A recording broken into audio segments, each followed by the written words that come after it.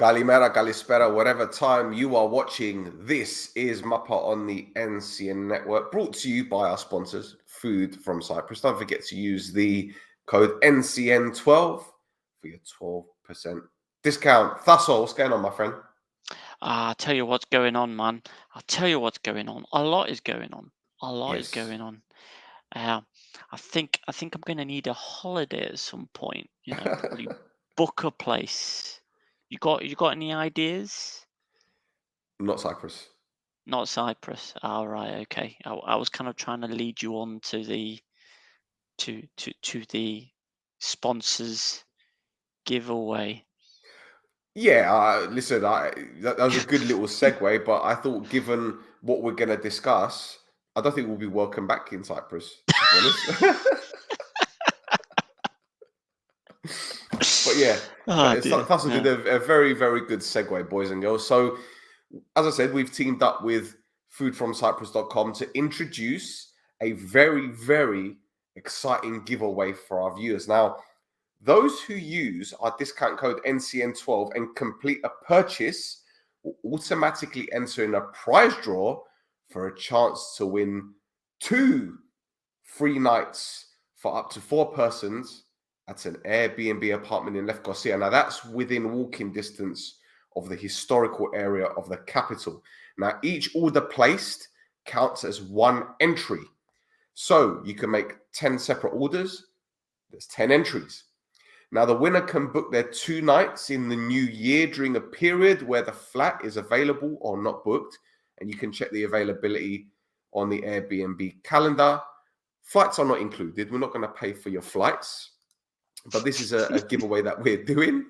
And just for the benefit of our viewers who are actually watching on YouTube, here's some images of the website, of the flat, sorry. Here you go. There's the living room. Very nice, very nice. Very private. You have a nice table there. You got a desk if you want to do some work. Got a television, just in case you want to take your Fire Stick or whatever. If you have a Fire Stick, that is. You've got your bed. Bed for 2, obviously. And you've got your bedroom. You've got other things. You've got your 2 single beds there. And there's also appliances. There's a fridge. Everything that you need. So, as I said, make your purchase. Use the code NCN12. That way, you'll be entered into the draw automatically. And by Christmas, we will announce our winner. Nice. There you go. Nice. Happy days. Happy days. And if you don't enter, then you've got no chance of winning. So NCN12, foodfromcyprus.com. Anyway, let's get into the football. Podosfero. Mappa. And let's go with some highlights, my guy. Let's go with some highlights because we need this. Let's do it. Here we go. First game. AES beating AEK 3-1. Take it away, my guy. What banger. What a banger for that. Alistair Reynolds. Yeah. So who can play for Cyprus, by the way. Yeah, he can. You need to get that voice out, don't you? For what a hit, son! You know, that kind of goal. On the other end of things for AEK, Dimas gets a goal on his debut, albeit there's a bit of a deflection on there. The ball loops over the diving Becker. Not that one. Not that other one either. But he would have otherwise got to it. I mean, we're going to see it. We're going to see it come up here. You know, brings it on the outside, shot, smashes it. Deflection, yeah, and the deflection just takes it over him, isn't it? That's a shame. But yeah, fires his second goal when it comes up. It really is a disaster for Gagliogo, who started the game, made his debut as well, I think. He gets absolutely done twice. So here it is. You see, Bastelis is the one that puts his head on the line to get there before Gagliogo. Gagliogo pulls his foot back, not to get done for a high foot. I mean, I'm not sure why he didn't just throw his body in the way or just nick the ball to take away from Bastelli's run. But anyway, and then he gets caught out with his pants down with Digini's first touch as well. So he got his first goal. And then the third AES goal, just happening while AEK were getting men forward. AEK had so many chances. The difference between the two teams is that one of them has a goalkeeper who put on a performance and a half, and also had a defense which put everything on the line for the team. Yep. AEK do not have that at the moment, do they? You know, this is a team that have, you know, experienced defenders like Robert and even ARIS sat on the bench, just like,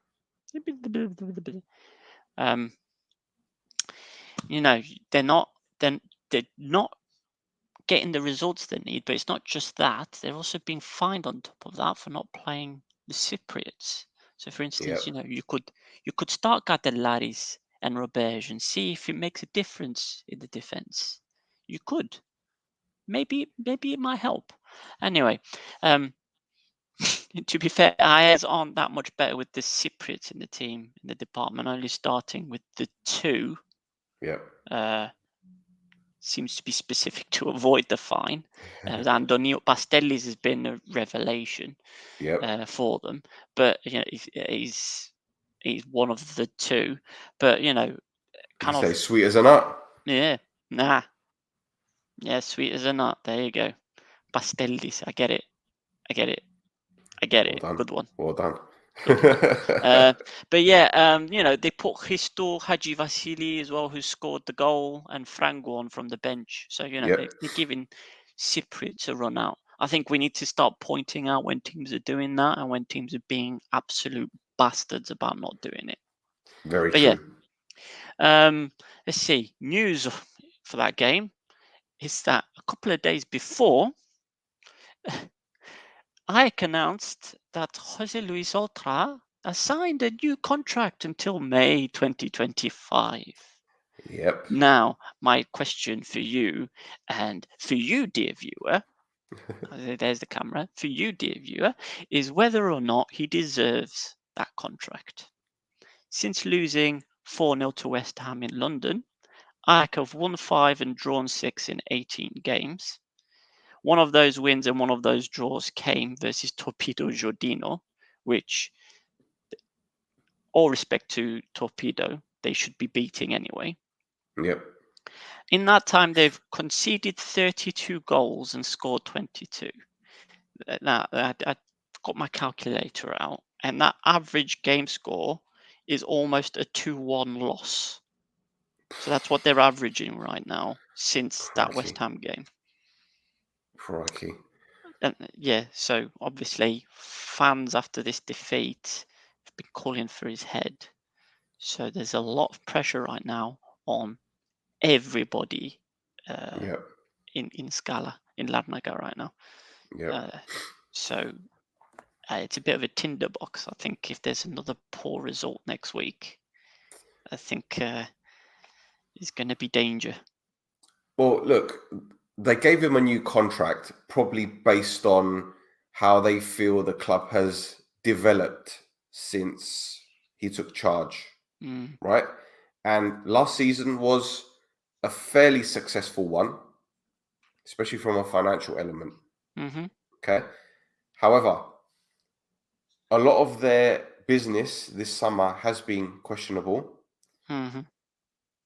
And I don't know if Oltra has got full autonomy on who's been coming in and who's been leaving. Well, I mean, that's what Xavi Roca's there for, isn't it? So Right. But the fact is, most of the signings haven't worked so far. Defensively, as you mentioned, they're very creaky.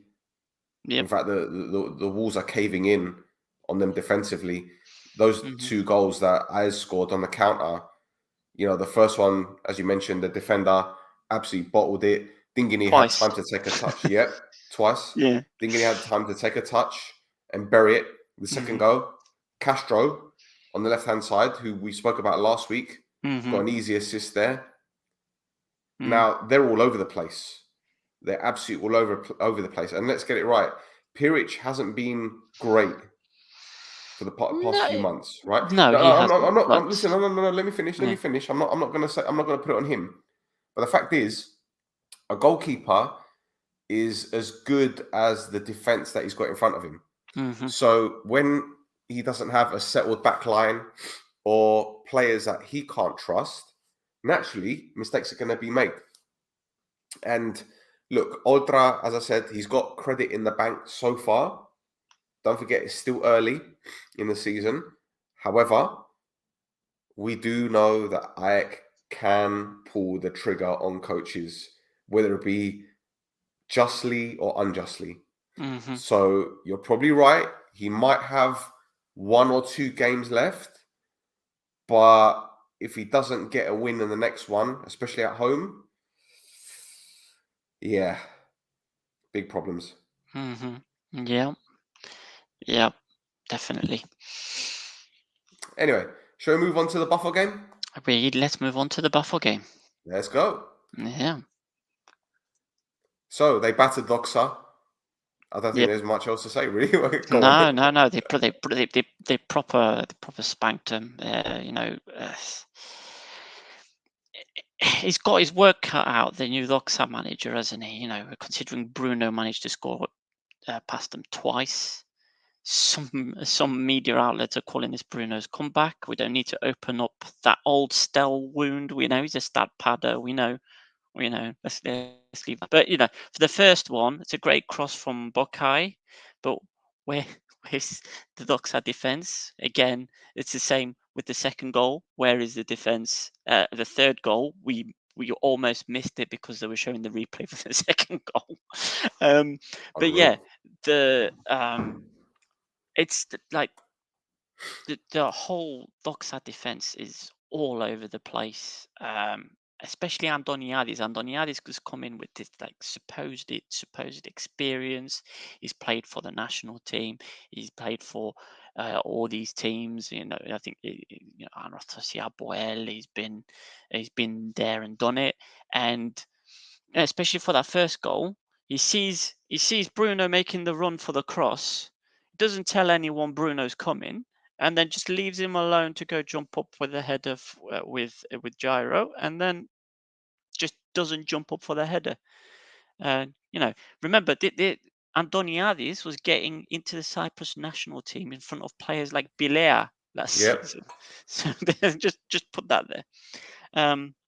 But yeah, Tankovic again for the second goal. He just lets Tankovic abuse him before he smashes the ball into the net.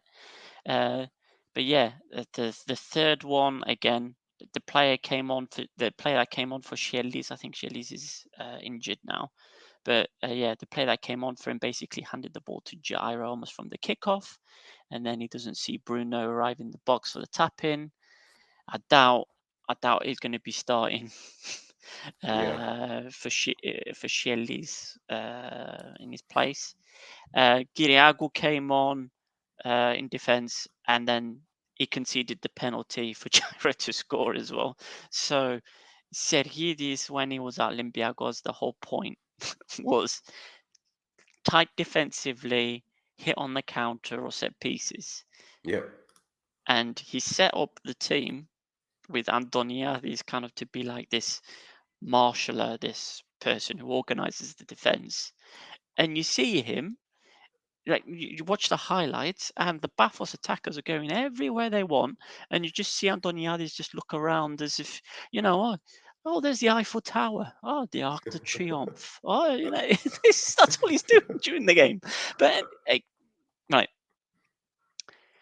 PAFOS were very good in the game as well. You can only play what's in front of you.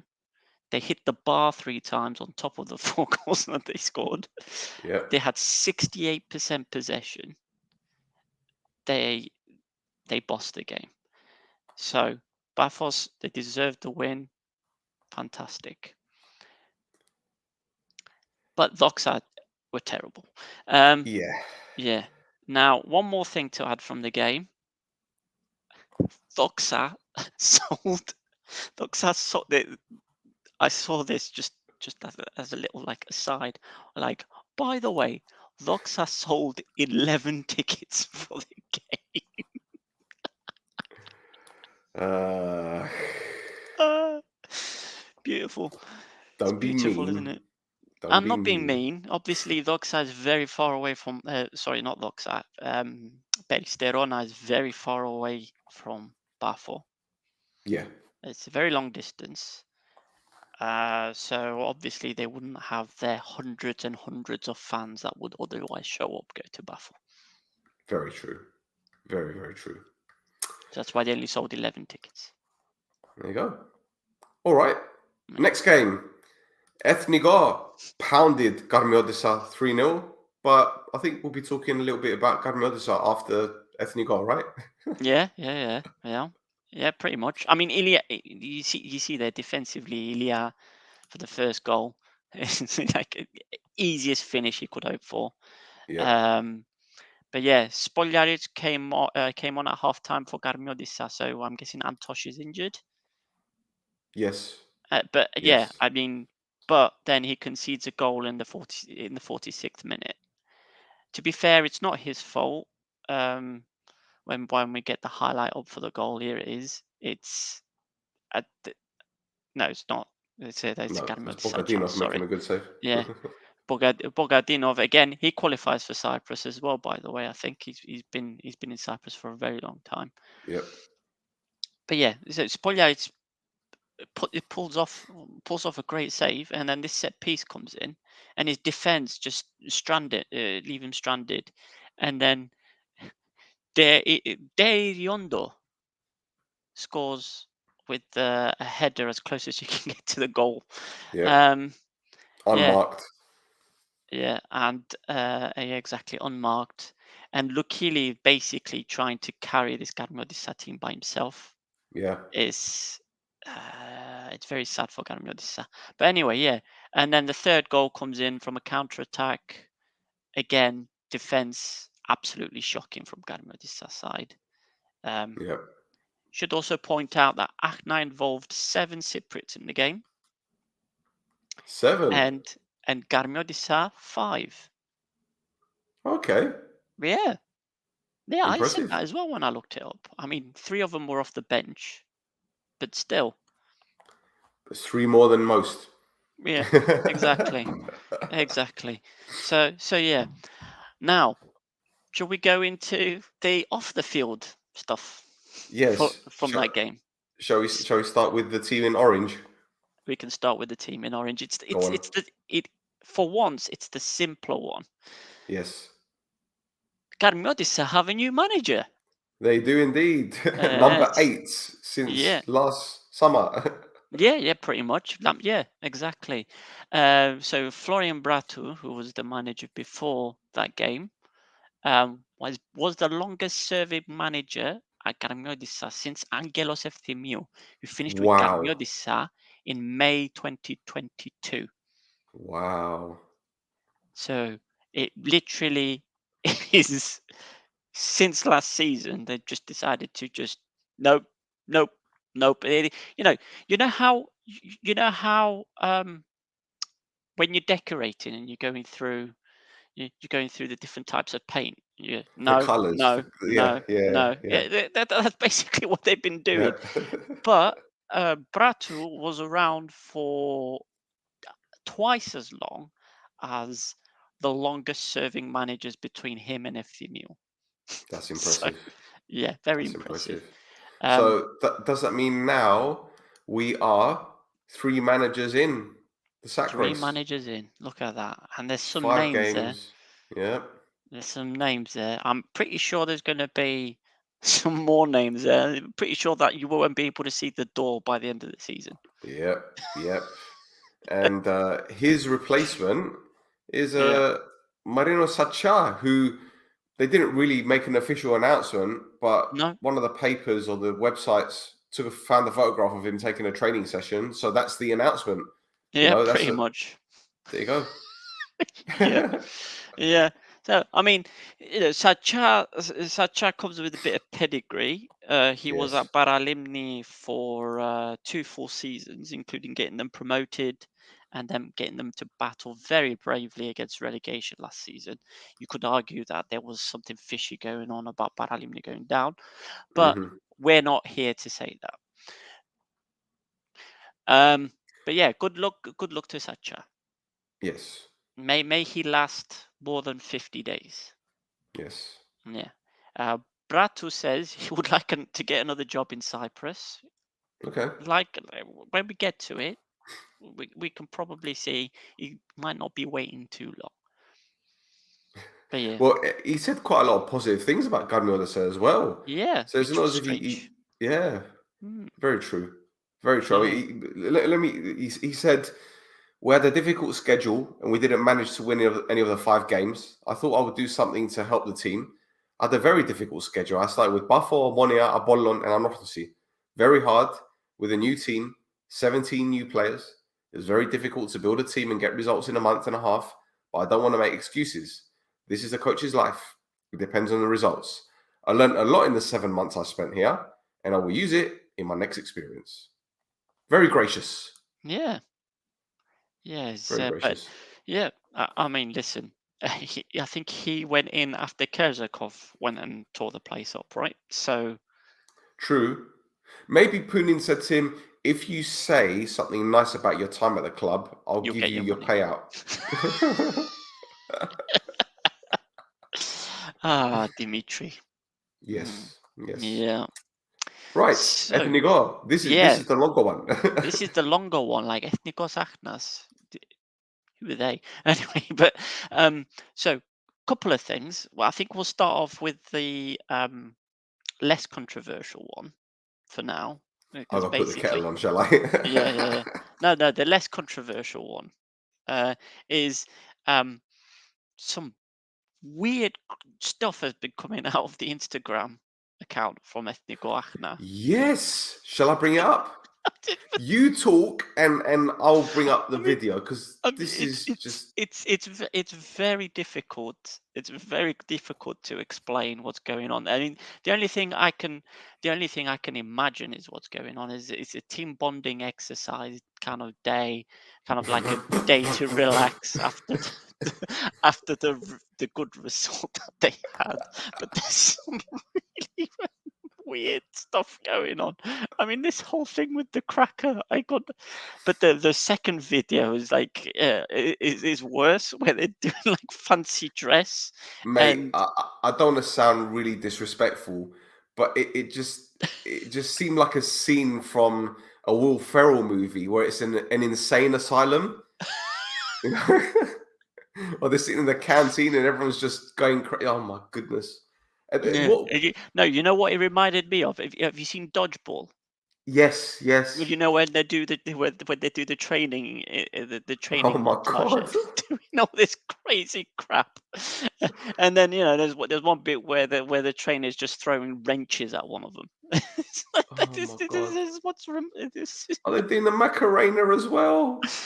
Oh, it's wonderful, man. I mean, why would Mario Ilia want to go anywhere else?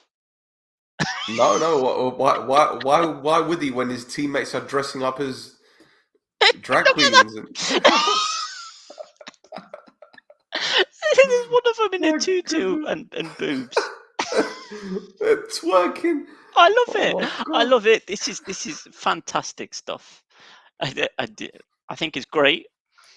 It's just I'm not sure it was something to present on social media, but I think it's fantastic. Unbelievable. And at the end, I think Dimitris Christofi collects an award. Oh, congratulations! Yeah, and he celebrates it as if it's a title. There you go. Oh my goodness. Well, look, at least they had fun. But sorry, boys and girls, this is on the internet. What goes out on the internet stays on the internet. Oh, look at it! And look at it, man. It's great. Oh man. But I mean, I get it, team building and whatnot, but I don't think you should be presenting all of that. Maybe you could cut that down to 1 30-second clip. Well, if they stay up, then great. Then you can say it's worth it. But if they go down, this is going to be it's going to be put in front of them afterwards as well, isn't it? Well, at least it made us laugh, and I think that's what the whole idea was anyway. To be fair, add a bit of humour to it, you know. Yeah. At least it's better than some of the other social media stuff, you know. Mm-hmm. Can you think of a player that is this nationality?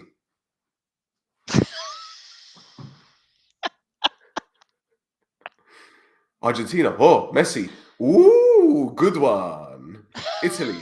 Del Piero. Ooh. Chile. Alexis Sanchez. I don't think I've ever heard of him. Sweden.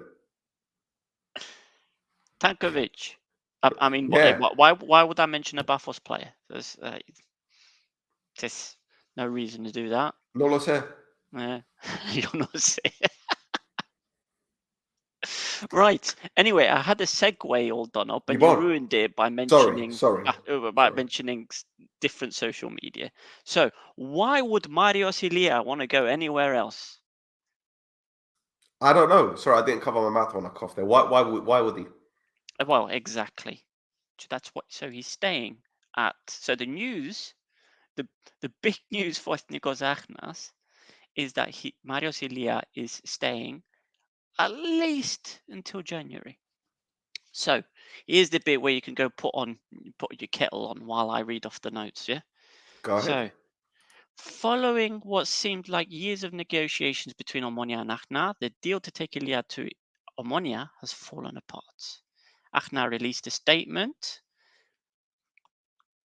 Speech marks. The Association of Ethnikos Achnas informs for the final decision concerning the transfer of the footballer Marios Ilia. First of all, we would like to clarify that our association did not seek in any way the excessive publicity that the whole matter got. Public statements by the association and its representatives were few and brief, giving time and space for the negotiations to clear up. More on that bit later. The decision of the board is that the player remains with the club with the sole focus on the good of the association and the fulfillment of the season's objectives. This decision has been made collectively and after much effort to find an agreement that is fair to all parties. Despite the fact that the two sides did not reach an agreement, our respect and appreciation for the OMONOIA Association is a given. For our club, this case is considered closed and we are now focusing on our sporting obligations in a highly competitive and demanding league. Now, there's a few things in that statement that would probably get up all kinds of OMONOIA fans' craws, like they're just like, Achna, what are you doing? So, there's an even longer statement that got released by the OMONOIA spokesman Andrea Dimitriou. He basically came out like guns at the OK Corral, you know, like showdown at noon. So here we go. Unfortunately, the transfer of Marios Ilias to OMONOIA cannot proceed, and the sole responsibility for this outcome lies with Ethnikos Achna and its president, Gigi Philippou. In two cases, we fully satisfy the demands of Ethnikos, both in terms of the amount of money and the way of repayment. However, in both cases, Ethnikos asked for the terms to be changed after an agreement was reached between us. The permission from Achna to negotiate with Marios Ilia was given to us after we had agreed with Achna the first time. The second time we agreed was on Sunday morning. However, by the afternoon, Achna again presented other demands.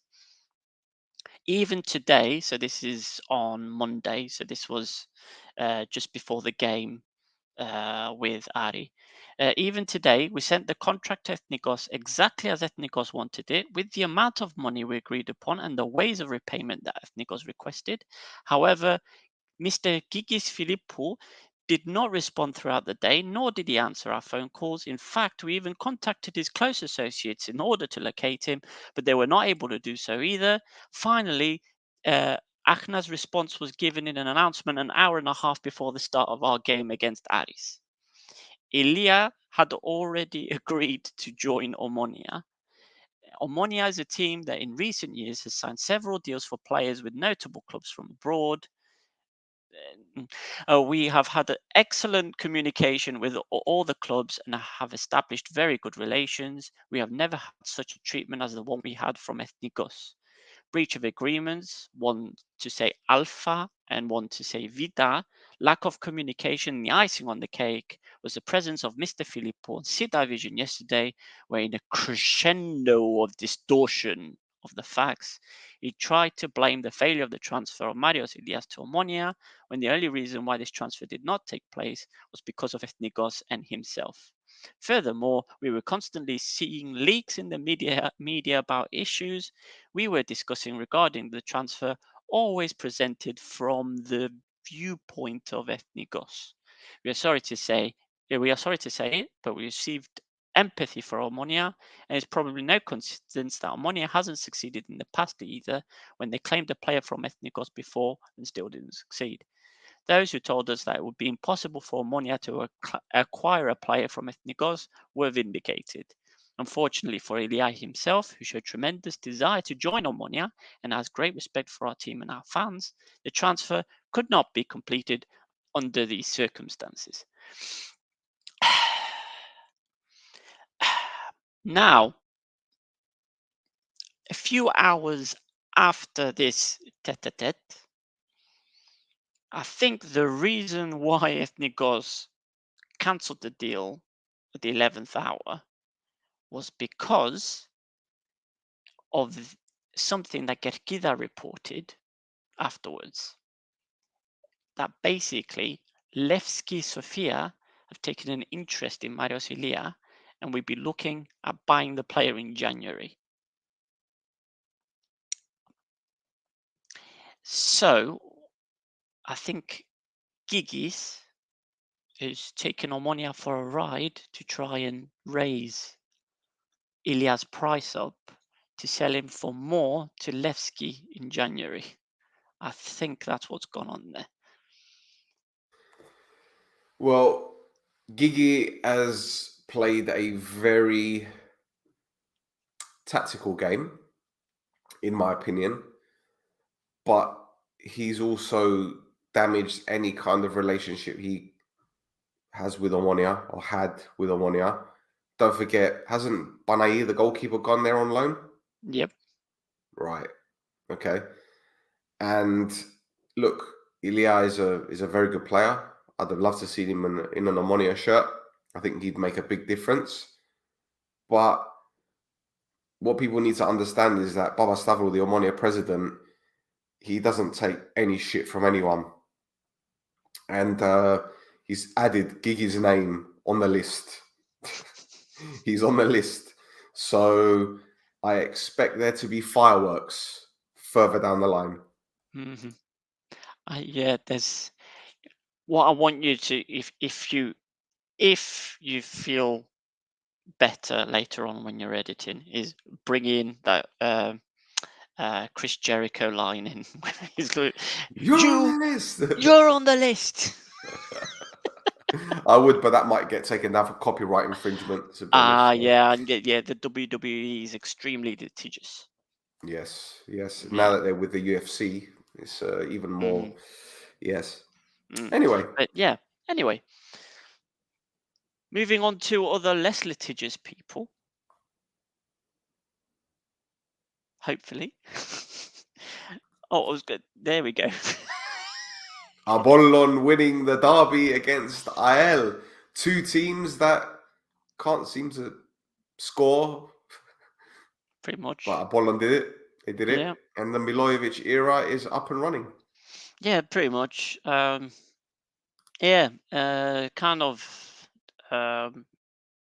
surrounding the field wise, a bit of a damp squib, you after all the setting fire to the Tyrion and chair tennis and the rest of the stuff that was happening last year, seemed a rather calm affair compared Well, the game to was those. paused for about 5 minutes early on because of all the smoke and from the AL flares and all that.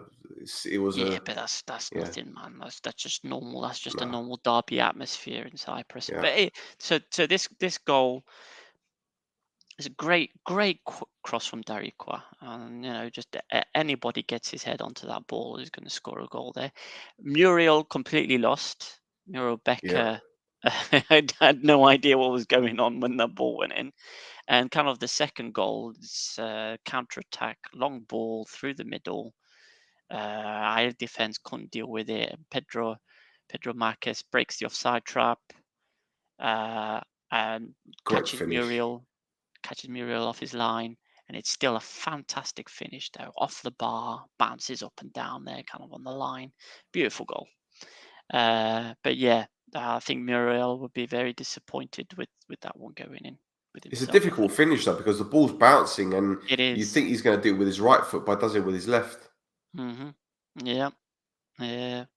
And I think fair winners, I think, there. APOLLON, I don't think you could argue with them beating AEL 2-0. No, not at all. AEL's players didn't show up for the game.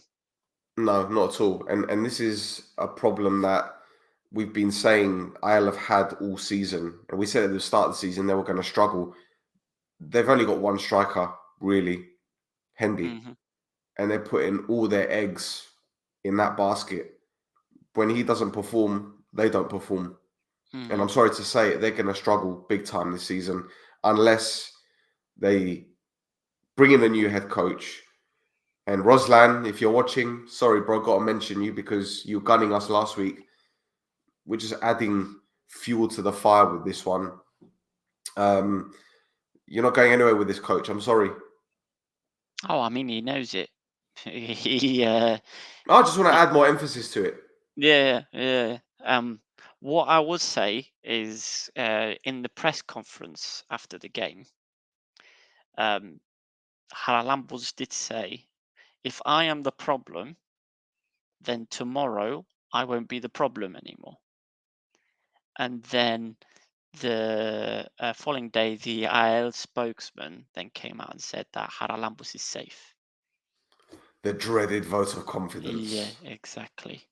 So another one that if he has a bad result next week, or let's not say bad result, a bad performance next week, like the one that they had this weekend, then he's probably going to be on the chopping block. Yeah, it's going to be curtains. Yep. I'll have to add one more person to that silhouette. Yeah. And then that's what I mean. You know, Brattle might not be out of work for too long. Well, the thing is, you got to feel for AEL a bit because they've been crippled financially. They have. They haven't brought in a satisfactory amount of players, not just in terms of the numbers, but the quality. And as I said, you can't just rely on Hendy to get you goals. You know, he started well for him, don't get me wrong, but against OMONOIA last week with 10 men, you'd expect more from them. In a derby against APOLLON, who, let's get it right, they're still building. And APOLLON have done well since Milojevic has come in. You know, I'm not taking anything away from them, and they deserve the win. But you'd expect more. And judging from those highlights. Yeah, it wasn't happening. I mean, from the highlights that I did watch, they have players like Evangelos Andreu, who seems to be kind of the bright spark in the team at the moment. Like a lot of the good things that were happening in the highlights that I saw anyway were coming from Andreu. Yeah. They've got a couple of other good Cypriot players, especially in the forward line, that I think they need to utilize more. They've got Babafodis and Magri that I think can still do something. But yeah, this, like you're saying, this over reliance on Hendy is gonna be their undoing. As for APOLLON, because we haven't really spoken about them much, in all fairness, you know, we mentioned Darikwa, whose cross was inch perfect. He's been really impressive for them, I think, so far this season. Absolutely. And you know, Valbuena, I think he played the full 90 minutes, and at 38 years old, you know, he looks like he's getting to grips with the league. But also Kevin Varga came off the bench, and he could have scored a goal. Yep. What have you made of them since Milojevic has come in? Have you seen something more aesthetically pleasing on the eye?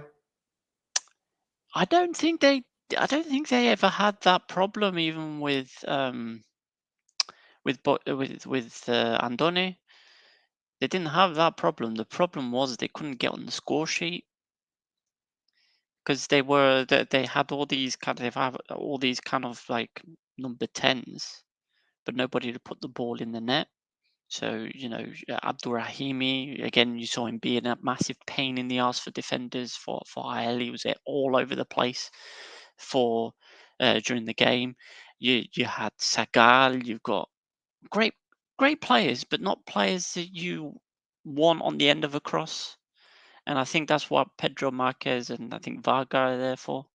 So Marquez, fantastic finish. And that's why they brought him on loan for sticking the ball in the net.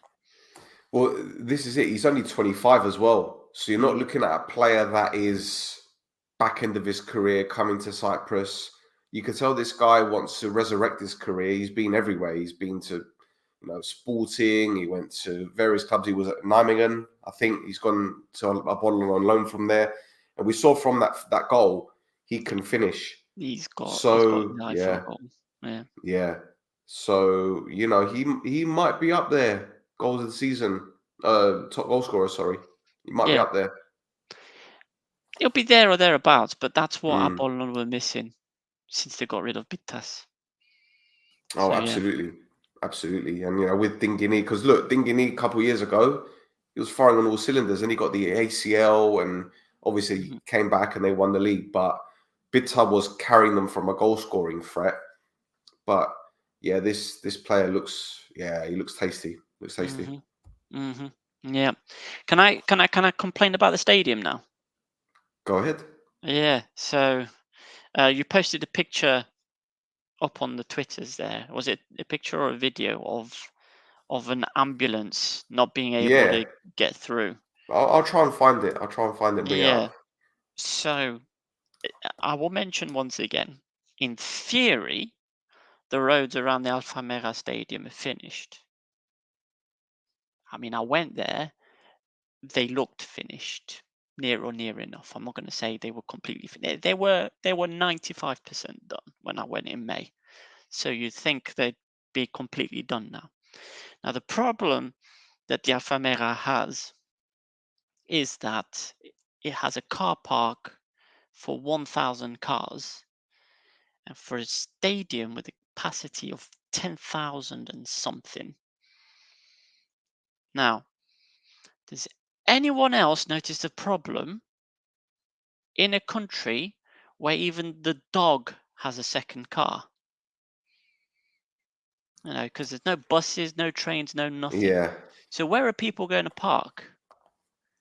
They're going to park in the road. They're going to park on the footway. They're gonna park places where they're not supposed to park. And then guess what? Ambulances get blocked. Yep. So who in the blue hell was the transport planner that signed off on just 1,000 parking spaces? And my second question is, have they been sacked yet? Well, clearly not. Unbelievable. The reason that road is blocked is because you've got all these vehicles blocking the emergency access because they've got nowhere else to fucking park. Yep. Well, credit to Katerina Haralambo for putting that video up on Twitter, or X, should I say. And yeah, there you go. Fantastic road planning, fantastic design. Let's just hope it wasn't a extremely serious issue. Yeah. But yeah, this is Cyprus. But yeah, for all your civil engineering needs when you build a new stadium in Cyprus, come to me. I'll sort you out. Absolutely. Right, 45 minutes in, and we haven't even finished the highlights. We've got loads to go. Yeah, this but might be a 3-hour show. We've done a lot of news, so it's all right. Let's go. Let's go. Right. Salamina, good victory over Othello. Although It was a tight one. Let's get it right. Yeah, it was. I mean, the game started off crazy to start off with. Salamina getting the goal, I think, in the 2nd minute or something like that. But yeah, Othellos' defense asleep for it. The equalizer is a great finish on the volley. Didn't even look where the goal was. It just stroked it in. Great finish. But yeah, not much to say about that. Just smashed it in there. They were looking at Salamina's 2nd goal for a little bit on VAR, I thought. Yeah.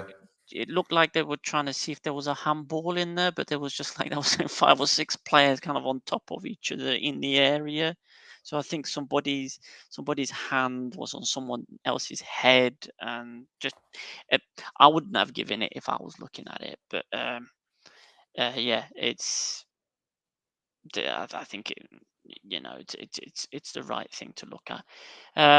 Othello's equalising again from a corner, very straightforward. Corner Crap comes defending. in, yeah. Absolutely Corner comes terrible. in. Tallest player on the pitch, just barely has to jump to header it in. And then there's the penalty. So the decision to give it, I think, was questioned. On We gave on a top free of the kick the other way, VAR didn't he? decision, yeah, He gave a free kick the other way for a foul, yeah, but yeah. yeah. So I mean, we've seen more marginal ones given Yep. for penalty, so it is a harsh one to concede. I mean, you'd be pissed off if you were conceding that one, but the way the handball rule was being interpreted by the referees in Cyprus, it's a penalty. But yeah, Garay opens his scoring account for the season after hitting the bar earlier in the game. Othello's also hit the bar, and there were a couple of spectacular pot shots from Othello's players. Like they really, they really like to take them shots. Like, let's see if we can score a banger from here. Yep. And one of them hit the post, and the other one pulled off a great save from Melissas. And I don't know if it came up in the highlights here when the Othello's players were celebrating the goals, but they actually have a few fans there as well. Yeah, that's right. It's not 11 from WOWZERS. There's a couple of 100 people. True. Oh, yeah. True. So, Why not? but Othello's have really impressed me so far this season. Well, I think it goes back to what we said last week. They're one of the favourites to go down, and they're like, well, do you know what? We're not going to go down without a fight. So Yeah, they're going balls good on them. out. I like it. I like it a Yeah, lot. Yeah. absolutely, absolutely. Okay, let's go to one of our main games then. ANORTHOSIS 1, APOEL 1, and there isn't much to talk about in terms of the game, Thussel. Is what kind of happened at halftime and at full time. But let's talk about the game itself. You Yeah. guys taking the lead through Kvilidaya, who Yeah. celebrated in front of the ANORTHOSIS fans, and then an equalizer, which perhaps Bellet should have saved. I got a lot of stick on social media for saying that he should have saved it, but anyway, it Oh is what no, it is. I also think he should have saved it as well. But yeah, ARIS having a hand in both goals. You see what I did there? Yeah, well done. Yeah, He conceded the yeah, penalty yeah. handball. I, Yeah. I can't I can't see your face because obviously you're sharing the big screen, you're showing the highlights. But I can imagine you wincing as you heard that. Like it No, actually no, no, hurt no, you. no, no, no, no, no, no. But yeah, you know, there's a couple of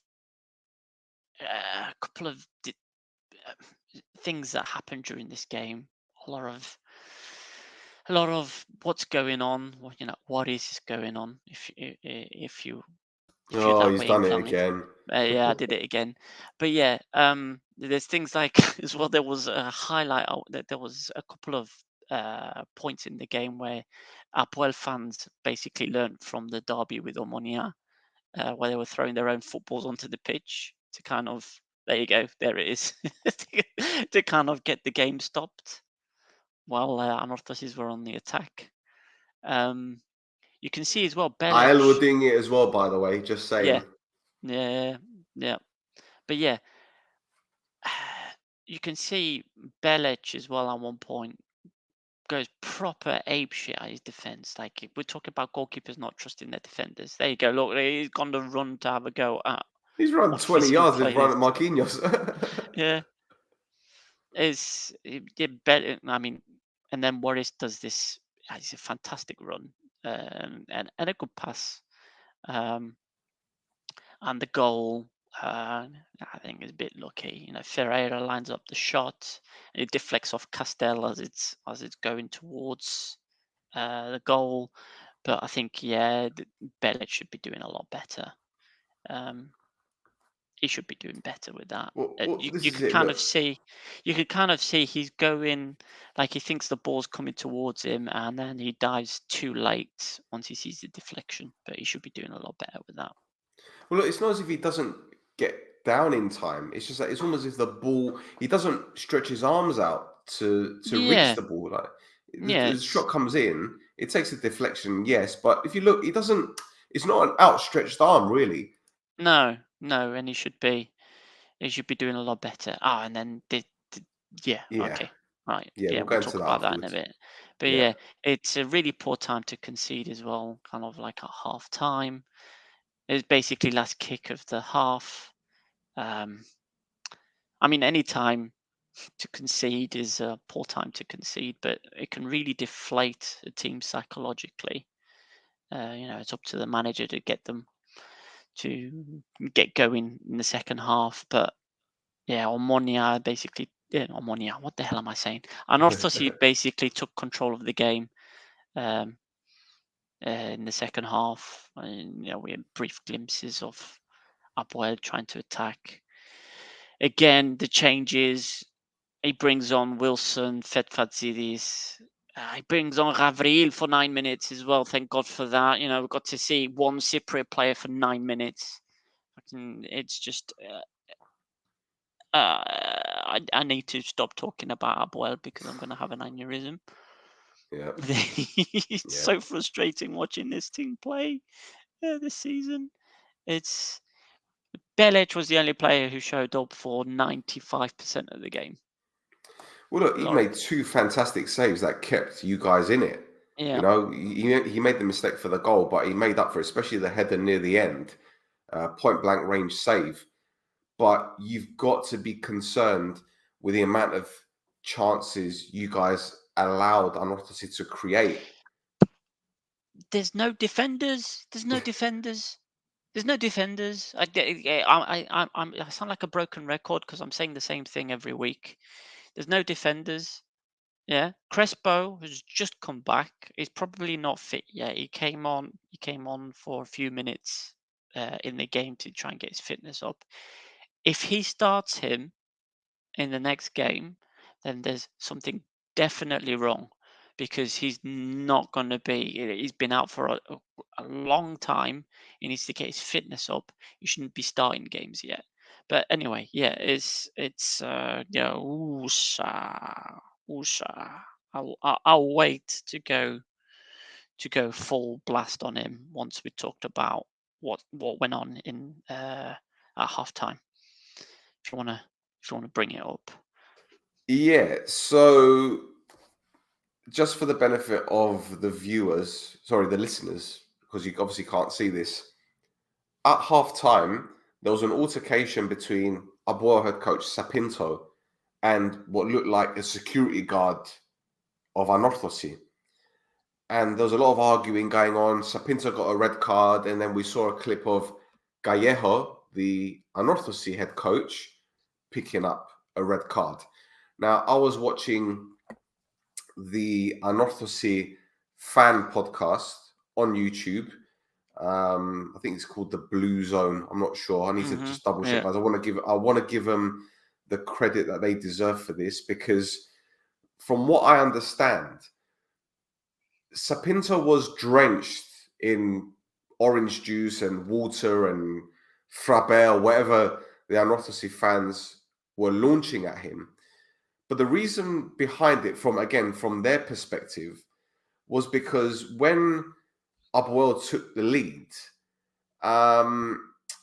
it's called the Blue Zone, sorry. Yeah, when APOEL took the lead, Sapinto did his best Ketspire impression by absolutely losing his rag, doing his cross, and then kicking the advertising hoardings in front of the ANORTHOSIS supporters, basically goading them.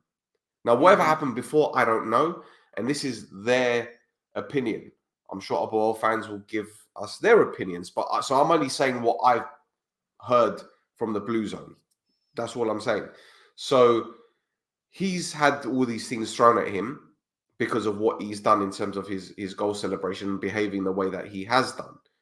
Now, I want to hear your perspective, because I'm sure you've got a lot to say about the situation. Whether or not you're going to defend him is another thing, but I think I know where this is going to go. So it's all yours, mate. I'm not going to defend him. He's a joke. He's a joke, right? Like the camera during the game kind of shows him celebrating Kvilidaya's goal from the penalty. You see him, he grabs hold of his assistant coach and like proper going for it. And then I'm guessing, as was reported from Blue Zone, he then went and decided, no, I'm going to let out some more tension. Now, maybe Sapinto hasn't done his research on Cypriot football, but if you're going to show aggression like that to opposition fans, they're going to return it to you. Now, what you need to do as a man is take it. There's stuff being thrown at you. Go back onto your dugout. Let the fourth official know what's going on. They put it in their little report, and Vrionides looks at the report afterwards and goes, "Fine for anorthosis." Instead, you go on your fucking rant, going like trying to start a fight with people at half time. Yeah, so you get red carded. Now, you could say it's like, oh, it's rush of blood and whatever else. He's not used to it, and but since he's been at APOEL, he's had 2 red cards and 5 yellows, right? Since he's joined the club.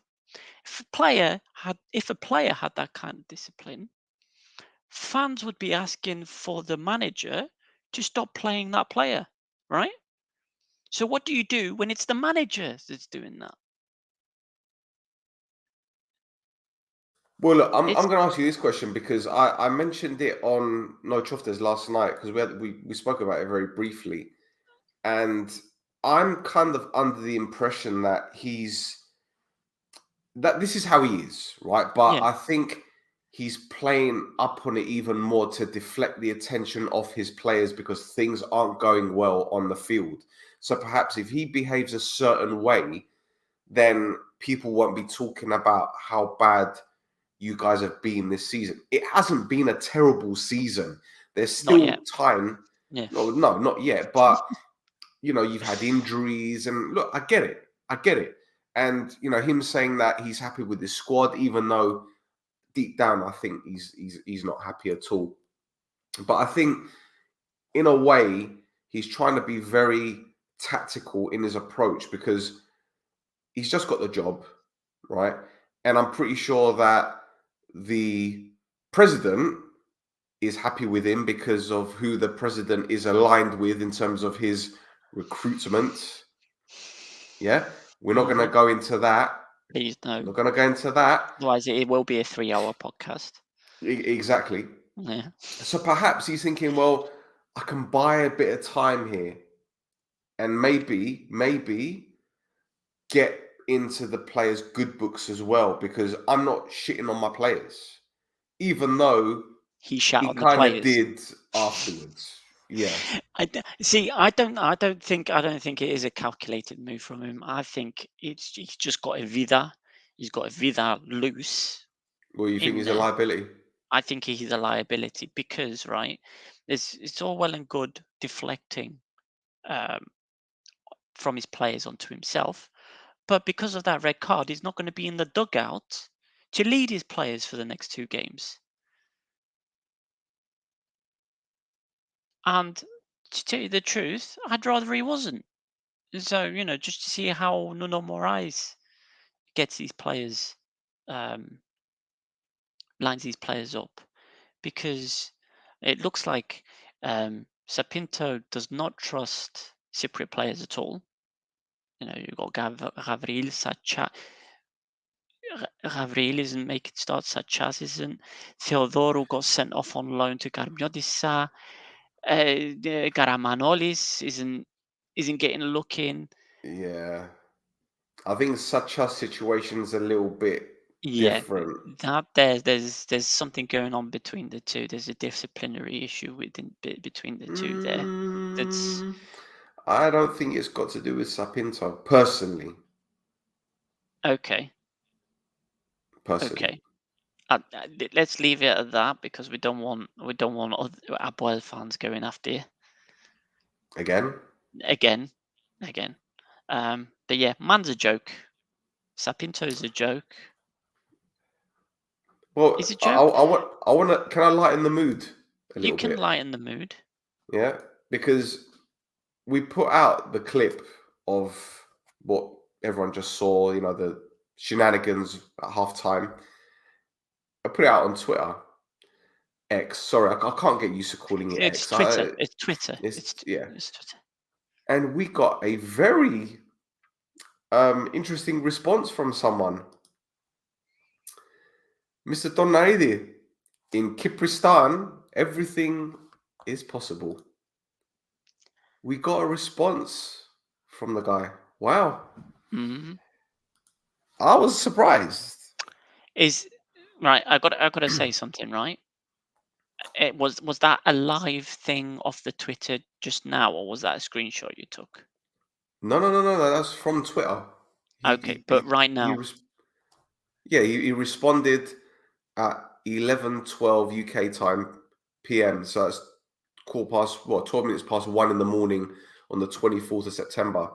So it was the same night, basically. Yeah, but what you showed on the screen there was from now. Yeah. Because when you sent me the screenshot and asked me, is this the real account? It was because he didn't have a blue check. Well, but now he's got a blue check. Okay, well maybe he's taking. So he paid. So serious. he's paid his €8 for this month to keep his blue check. That's what I wanted to. Well, listen, I was surprised. I didn't think it was him at first. I thought it was just a parody. Yeah. But as it turns out, given what he's been tweeting recently, it's him. Yeah. And the funny thing is, he put out this tweet about what's it called? The what's it called? KOUMAS, all that business, but the debts and all that kind of stuff. I'm not going to go into that. All of it.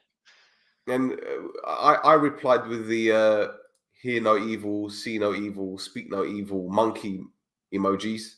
Next thing I know, he's following you. Fuck. What do we do? Well, hopefully he doesn't look back to watch previous episodes. I don't know. I think I'm sure he's seen and heard much worse from other people. But thanks for following us. Yeah. Good lad. Tomorrow morning, you've been unfollowed. Oh, I've got one less follower now. What's going on? Well, look, he's more than welcome to jump on the podcast with us. I think it'll be highly entertaining, especially given what he has to say. So, yes. Mr. T, if you want to join us, I'll be the fool.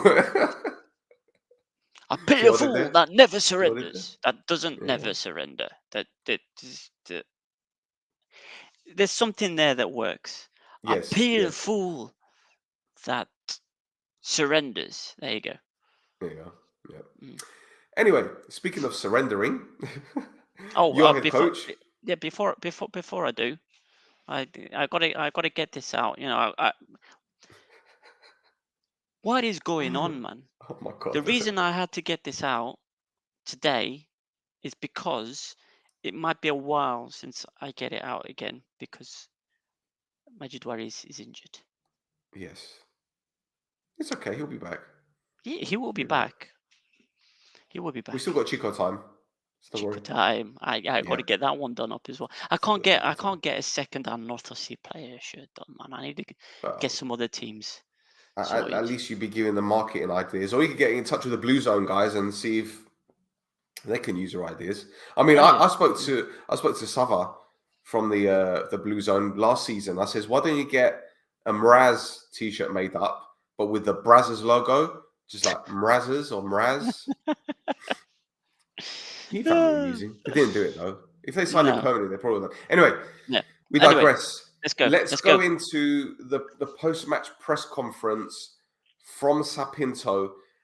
I just clipped certain bits. I haven't like manipulated it. I've just put out the important bits. And there's something that he said, which we noticed. We put it out on social media, and all of a sudden, all the news outlets in Cyprus picked up on it like the next morning. Isn't that funny? Yeah, so let's just let me run it, and there is audio clearly. So yeah, let's go.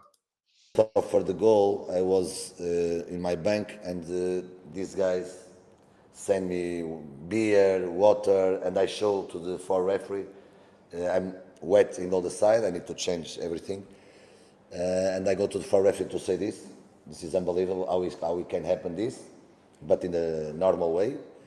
But after came the coach, asked to say to the referee to give me the red card. I even don't speak about this with this small coach. I don't speak. The assistant coach came to me and take me out like this and push me, and I take red card.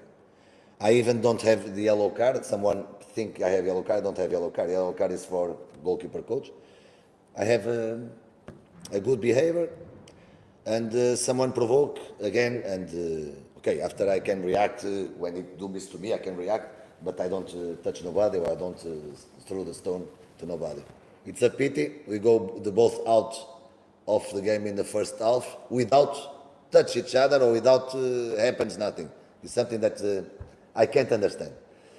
But I try to speak the Italian referee to know what he see that I don't see.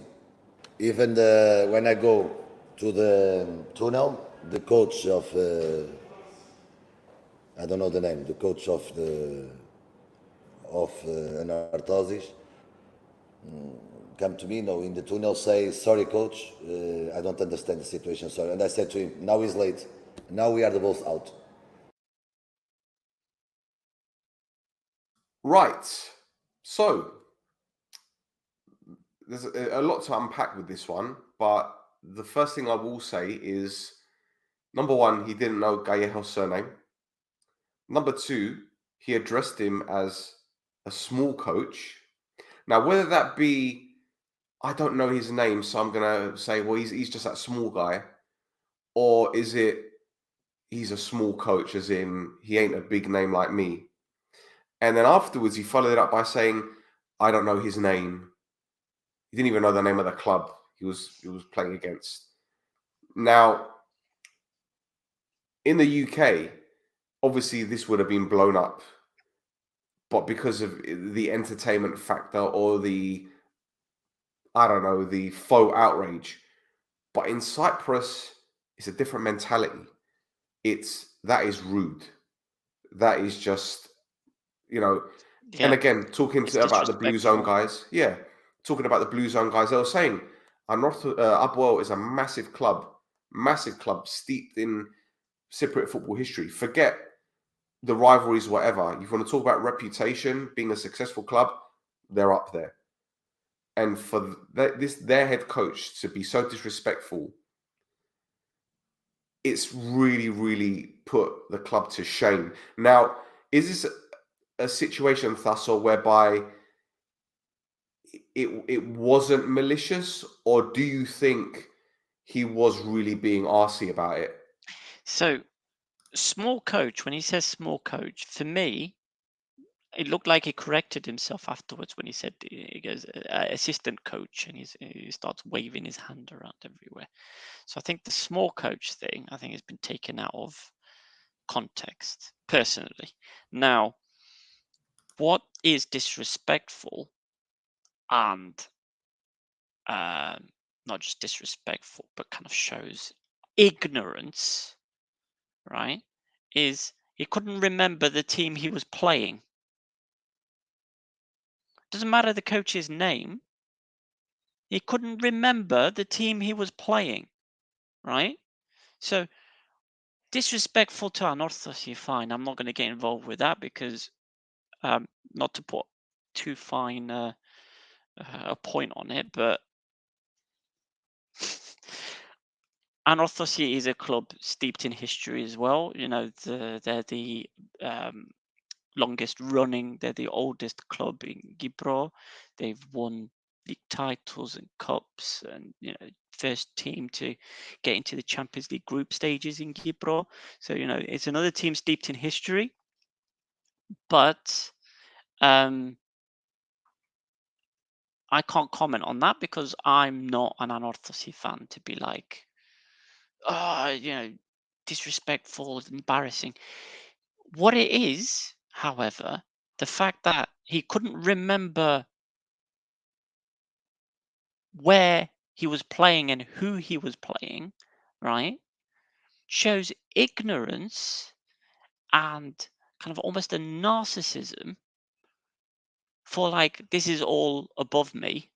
Sorry, this is all below me. I'm above all of this. I don't care. I don't care for your shitty little club. I don't care for your shitty little club. I don't care for your shitty little manager. I don't care for him, you, fuck you, you're cool. This guy over here is a prick. I'm out. You know, it's disrespectful and ignorant. Because the fact that he couldn't remember what ANORTHOSIS' name was, right, means that he didn't look at the club. He didn't do any scouting to see how the players would play, so he could come up with something like a plan A, a plan B, a plan C. He didn't. It's just. Yeah, but do you think there was malice in it? And again, I don't want to stuck up the fire here, but it's no. I don't think there was malice against Gallego. I don't think there's malice against ANORTHOSIS. What it is all of you are down here. I'm up there. Yeah, I'm Sapinto. I'm the king.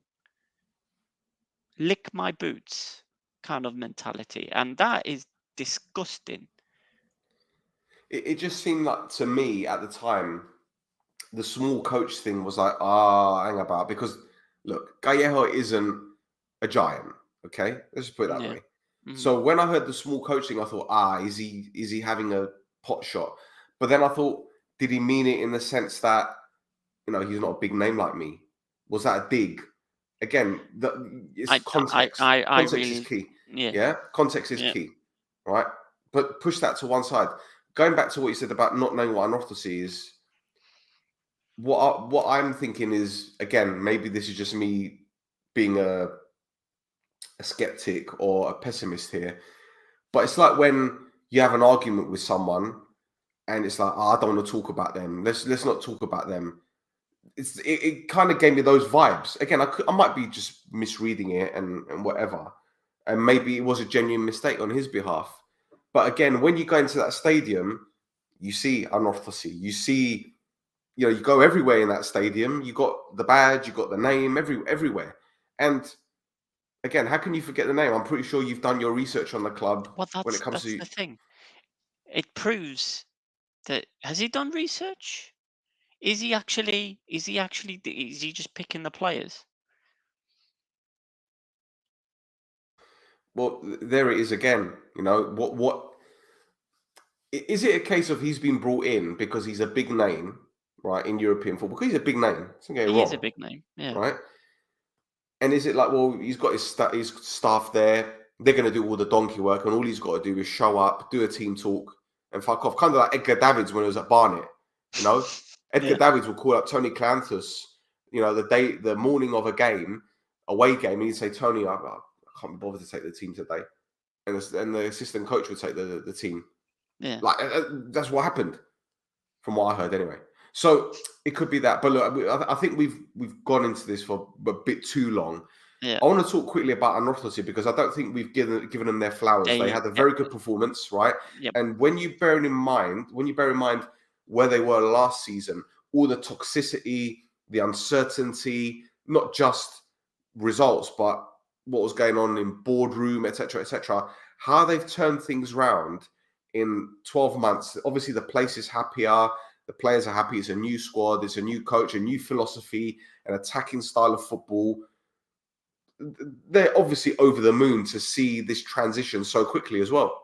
No, they are rocking it. I think like you've said before, they are maybe one or two players off challenging for those top 2 or 3 spots, but they're easily in the Xada, easily.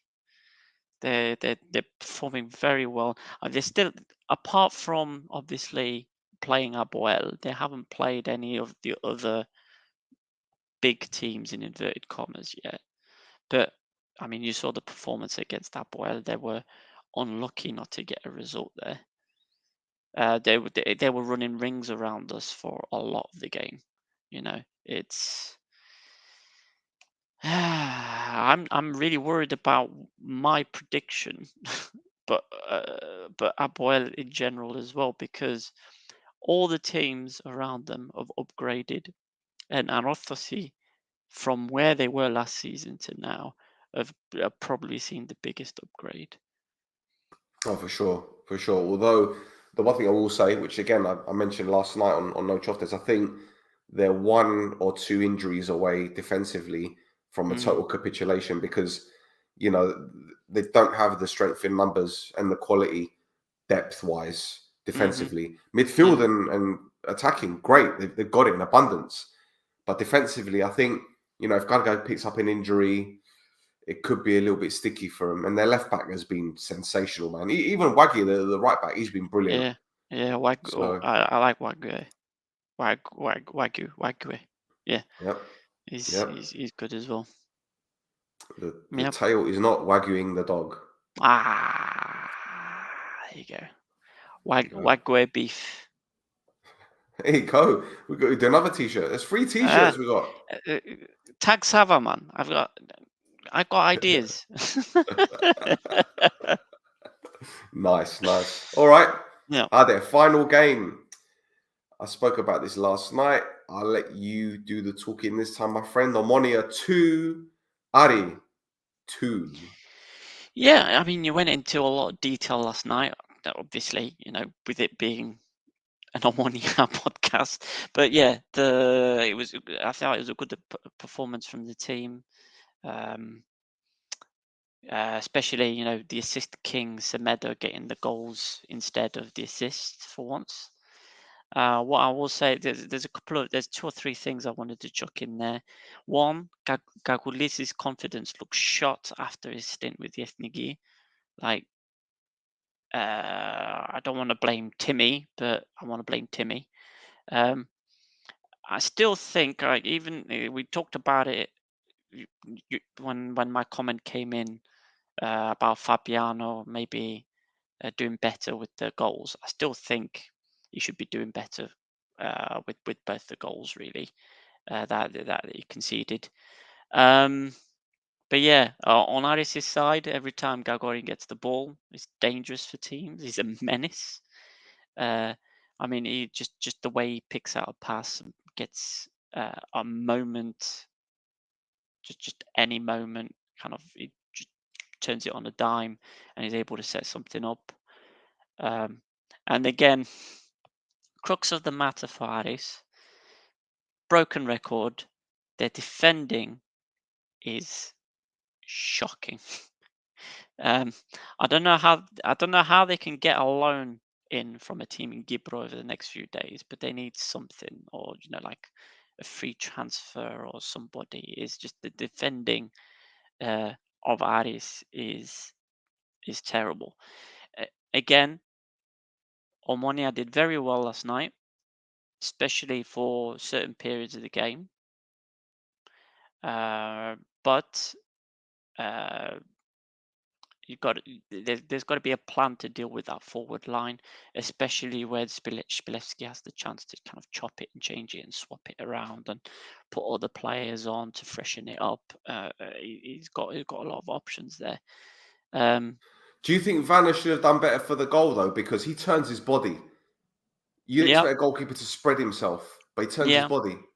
Yeah, he should be doing a lot better for that first goal, I think. Yeah, the goalkeeping's not been great so far this season in the league, has it? It's not like last year where we were, we were talking about these amazing saves that were coming from goalkeepers like Jovanovic or Fabiano or Nobloch or all these guys. But yeah, so for instance, that first goal there with Fabiano, I think he spilt it there. Yeah, do you know what? I don't want to be leaping to his defense, but I'm going to do it on this occasion because I think the ball just came to him too quickly. So getting down low from that range, that ball could have gone anywhere. It could have gone anywhere. And all right, you could say he should have done better, but I think because of the speed in which the ball came in and the change of direction, it's very difficult. He certainly should have done better with the second goal. I'm not going to lie, but yeah. Yeah, but I mean, so there's a couple of chances here that Gagulis missed. That Gagulis before the trip with the Ethniki would have, buried.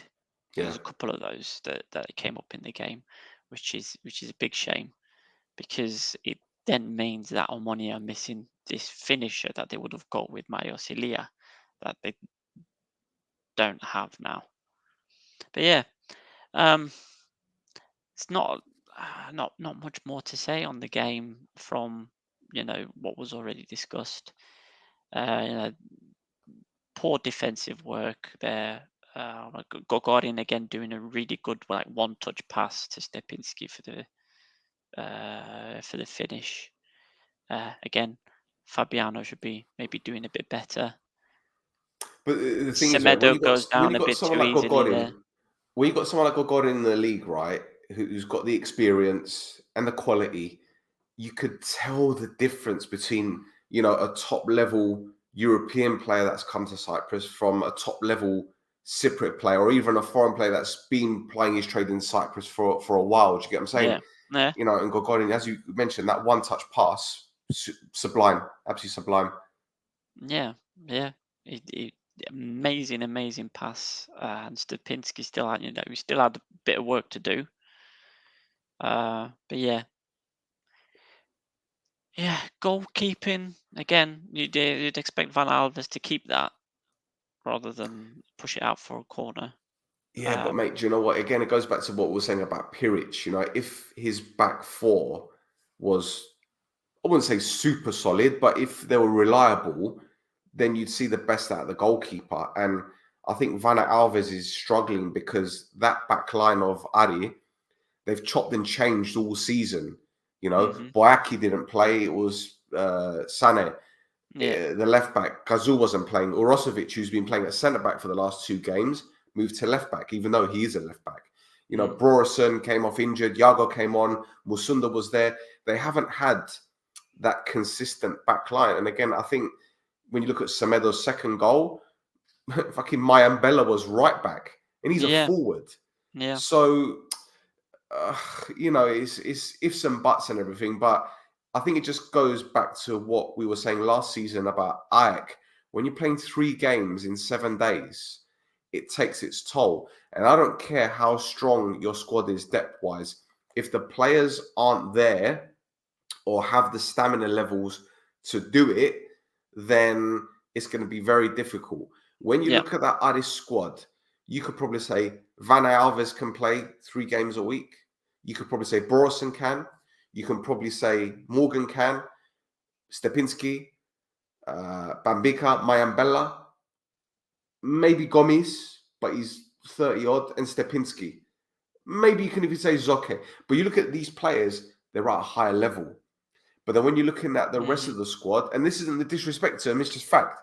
A lot of these players probably can't play 3 games a week. Now, I don't know whether that's a mentality thing or it's a physical thing. It's been a long season for them already, don't forget, because they've had Champions League qualifiers, then the Europa League qualifiers, Europa League game.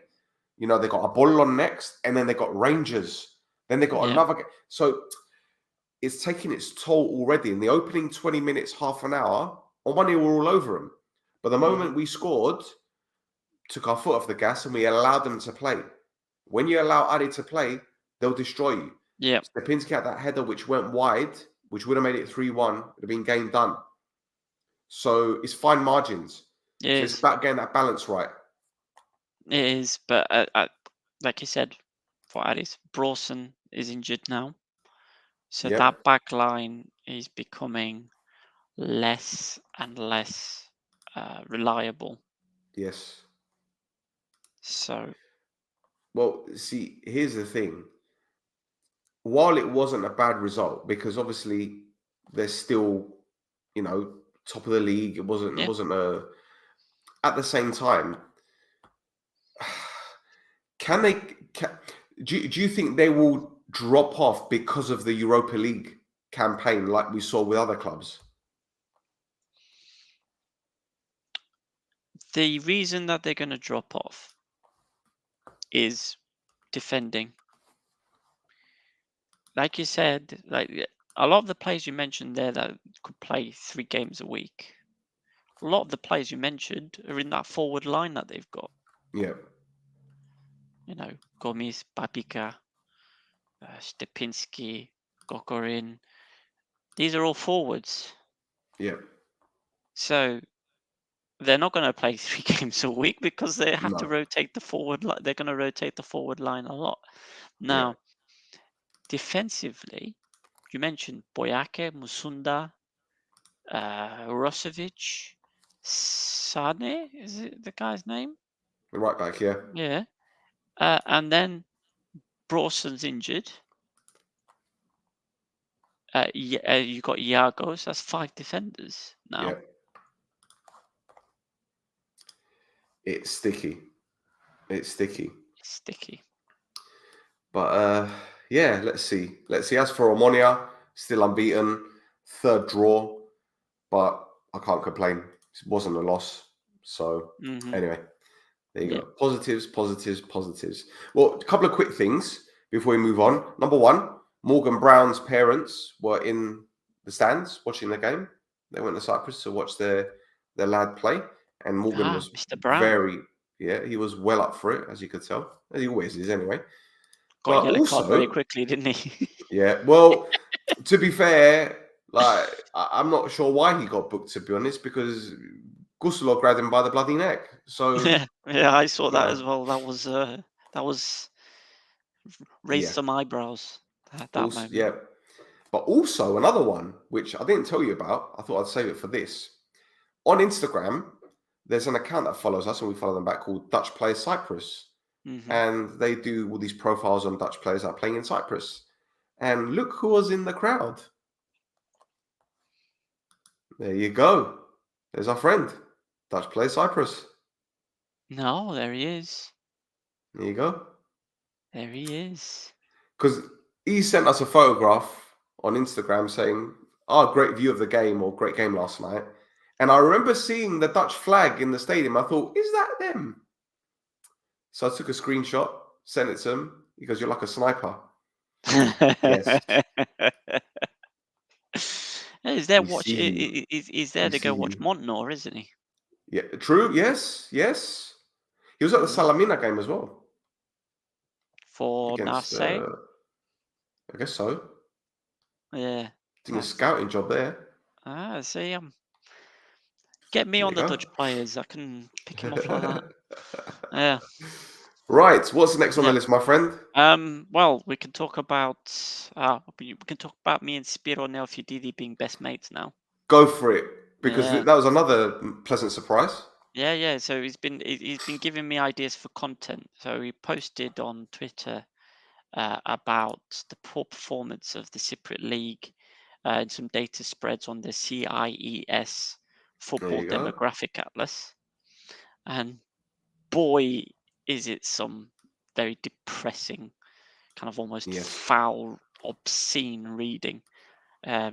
So we've got average age, top of the league for European leagues of average age. We've got the oldest league in Europe. That's fantastic. It's not just that, is that if you go over to those highest value bits, there you go, you've got it. So you've got FIGO, I don't know where they're from. Yeah, on the right hand side. But then you've got AEK, DOXA, and APOLLON right after FK Mladost. I want to know what's going on with FK Mladost, because their average age is 32.1 years old. It's like, and they got like 50-year-olds playing for them. But anyway, yeah, AEK, DOXA, and APOLLON are the second, third, and fourth oldest teams in Europe. That ARIS FC there, that's ARIS Thessaloniki. But yeah, it's incredible for the average age. It's a mess. Mladost are 4th place in the Serbian league. There you go. All right. There you go. Yeah. Now, the only reason the average age isn't higher for Kipro is because of ARIS and AES, who are kind of miles away from the rest of the teams. So ARIS's average age in the squad is 25.8 and AES is 26. And then you've got a big jump. It goes to 27.4 to PAFOS. And then there's a few teams. And then you get to OMONOIA, that's at 29.5. And then another big jump again when you get to APOLLON, DOXA, and AEK. It's so that's a very disappointing statistic. Next, but there's more disappointing statistics. Oh, sorry, my phone's just going off there. Spogliarits. Sorry. Yeah, so should I change your drop down? Is there anything I need to change? You can change it to club the trained. Average age? Ooh. Yeah, you can change it to club trained. Let's have a look. So there you go. So you need to scroll down to see Cyprus. No, that's the map. No, I know. I just use the here we go. There you go. So second. If I click on it, does it do anything? Yeah, or it'll give you a breakdown of the teams in the Protathlima. Look at this. So there you go. So AES, ARIS, DOXA, Karmiotissa, and PAFOS have got no club trained players playing for them. Wow. Now I don't know where the statistic is coming from, like how they've worked out the statistic for them, because I'm pretty sure Dalinia has come off the bench for PAFOS at some point, and he was in their under-19s last year.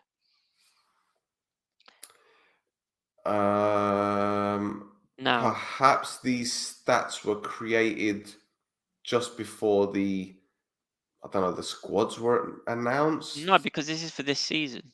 It's for this, okay. So it says up until the 19th. Danny, it says up until the 19th.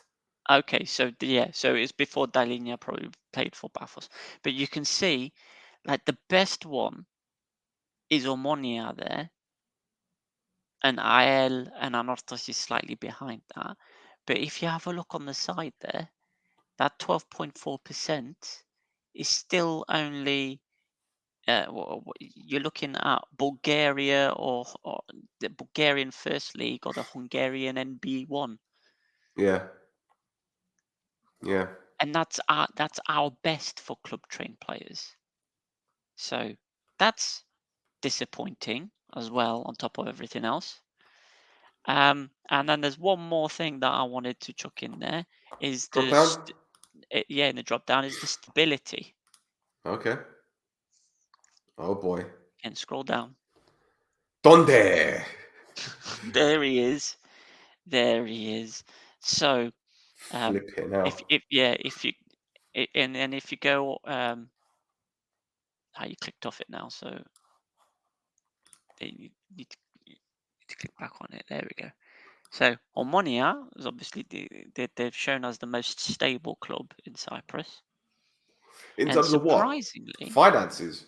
I don't know. I don't know if it's finances, or if it's kind of first 11s, or if it's roster changes, or what? I'll tell you, let me click on the Premier League 1 second.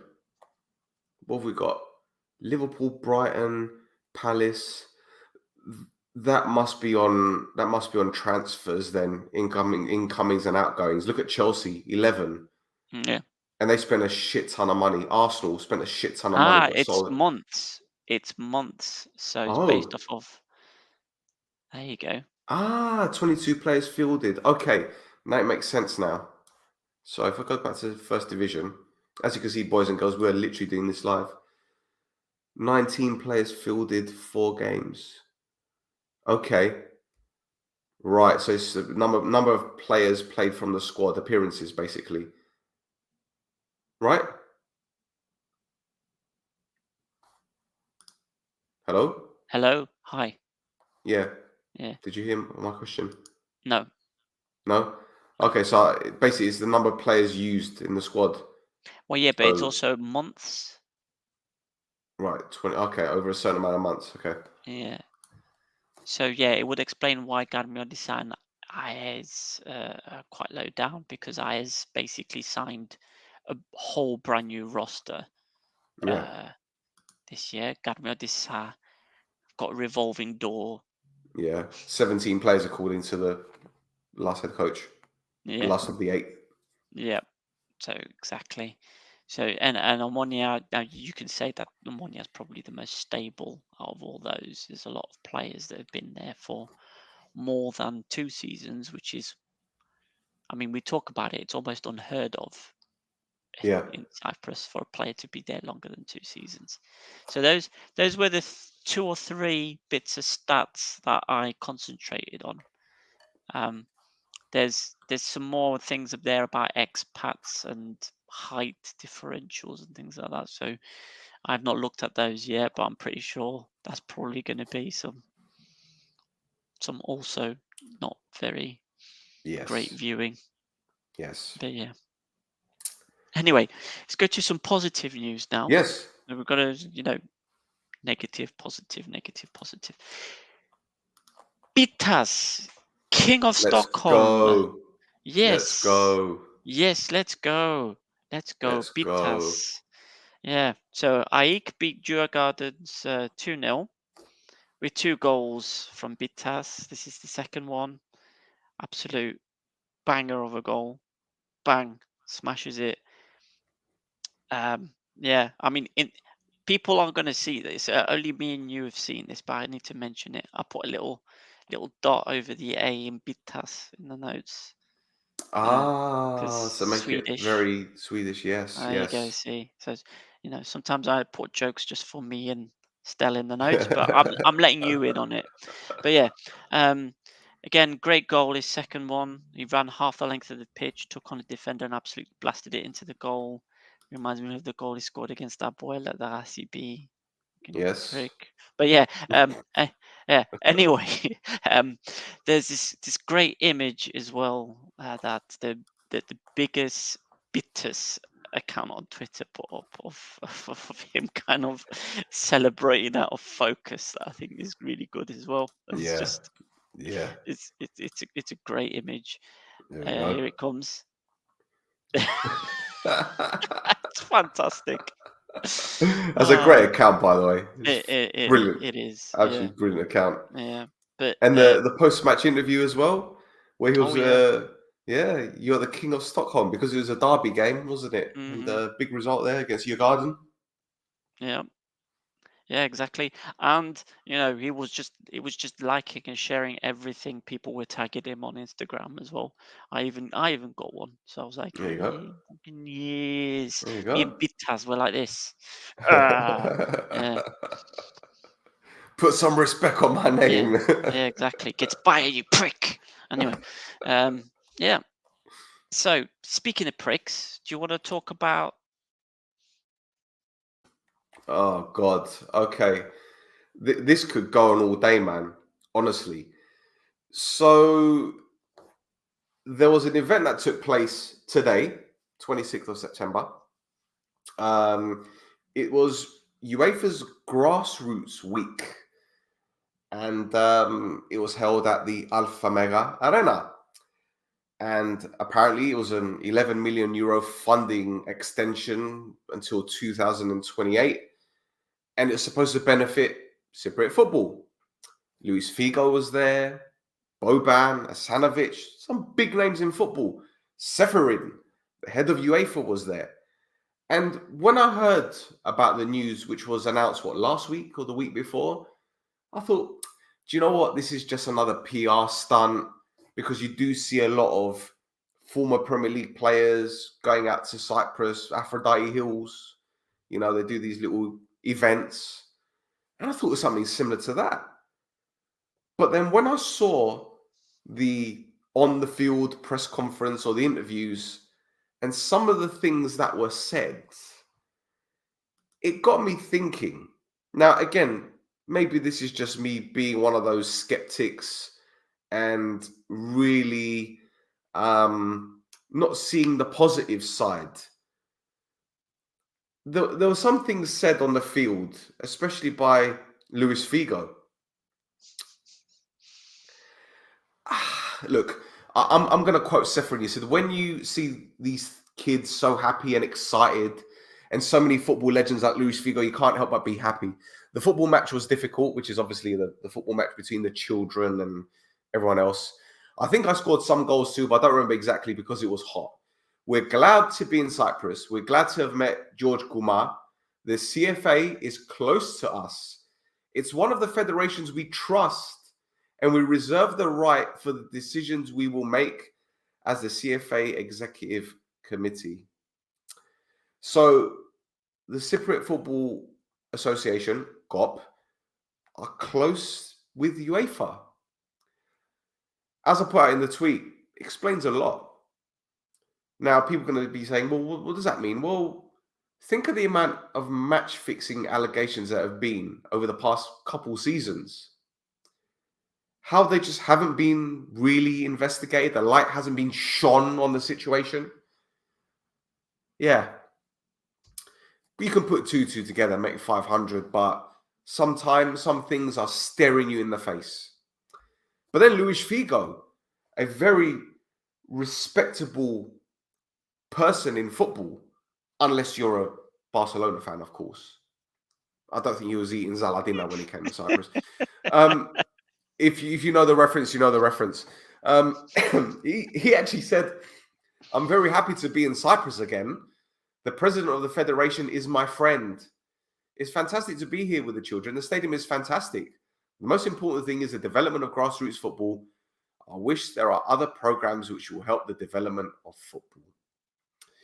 So Luis Figo is the friend of KOUMAS, a guy that hasn't done anything to help the development of Cypriot players. I mean, let's not forget that Cypriot clubs must have a minimum of 2 Cypriot players in the starting 11, or they face a small fine. Yes. Now, these fines are so small, they have no effect on club finances. And as a result, they'd rather field 11 foreign players than accept the fine. Now, where the money from all these fines go remain a mystery. To be honest, I was being a little bit ironic with that one, a little bit tongue-in-cheek, because when you see certain people going to Spain on a holiday, it wasn't a holiday, it was a sight-seeking mission? I don't know what it was. Mm-hmm. And you see the people that were there, and you piece it together. You know how you see on like CSI, or I don't know, you see like a crime film where they've got that board and they've got the prime suspect's face at the top. I've got KOUMAS' face there, and I've got SEFERIN's next to him. And below KOUMAS, I've got the 6 or 7 that went to Spain below him. Yeah. And then you start adding faces beneath them. So let's say, for example, Girzi, beneath him, you'll see, I don't know, maybe Penisa Harvey. And Dubov, maybe underneath him, you might have someone, which I'm not going to mention because I don't want to get my car blown up. And beneath that person, you see another name. And the list goes on. You see another guy that was linked with Portsmouth. You see another guy that was linked with Leeds United. Mm-hmm. And you kind of unravel this web of corruption and deceits. And at the top, you've got KOUMAS, who has got some kind of business interest in a TV network in Cyprus that has Premier League rights. And beside him is the UEFA president, who's done nothing with the match fixing in Cyprus. I'm just saying, you know, there was chaos in the ethics committee a few months ago, wasn't there? Yeah. Utter chaos, where the former president of Cyprus, his name was thrown in match fixing allegations. Mm-hmm. And this isn't me just going on conjecture. These are things that were reported. They were, and they were Okay. investigated with the Senate in Cyprus. Absolutely. So, you know, Mr. Savidi is sitting somewhere wondering where is all of this going to end? Yeah. Yep. You're talking about a 1-hour testimony that he brought in front of the Sports Ethics Committee. A 1-hour testimony. Not just that. Part of the testimony, he reported that whoever he spoke to at UEFA about the match fixing got pissed off with him because he wasn't supposed to know about it. Yeah. It wasn't supposed to be reported to him. It was supposed to go straight to KOUMAS. Yeah, absolutely. And listen, let's call a spade here. Your new friend, who was one of the whistleblowers back in, when was it? 2016? And the Guardian picked up on this. Yeah. He was threatened with a fine. Yeah. So is this a case of, you know, in South Park, move along, nothing to see here? It's like, you know what it is? It's like that scene from It's Always Sunny with where there's Charlie Day and he's going like, and he's got the board behind him, except it's all true. Yep. It's all true. Although, and the thing is, when you deep it and you delve into it, I mean, even if you push all of that aside, they had a meeting from, it was a 3-hour meeting today, and they were going to announce the venues of various events. Excuse me. So, for example, the UEFA Super Cup is going to be in Warsaw. Mm-hmm. You know, and there's other events occurring. So I've got the hiccups now. Great. And I thought, wouldn't it be ironic if one of the events was going to be held at the ALFAMEGA Arena, in Limassol, the same ALFAMEGA supermarket that sponsors the Cypriot national team. We saw KOUMAS holding the national team shirt with ALFAMEGA plastered across, you know, where today's event was held.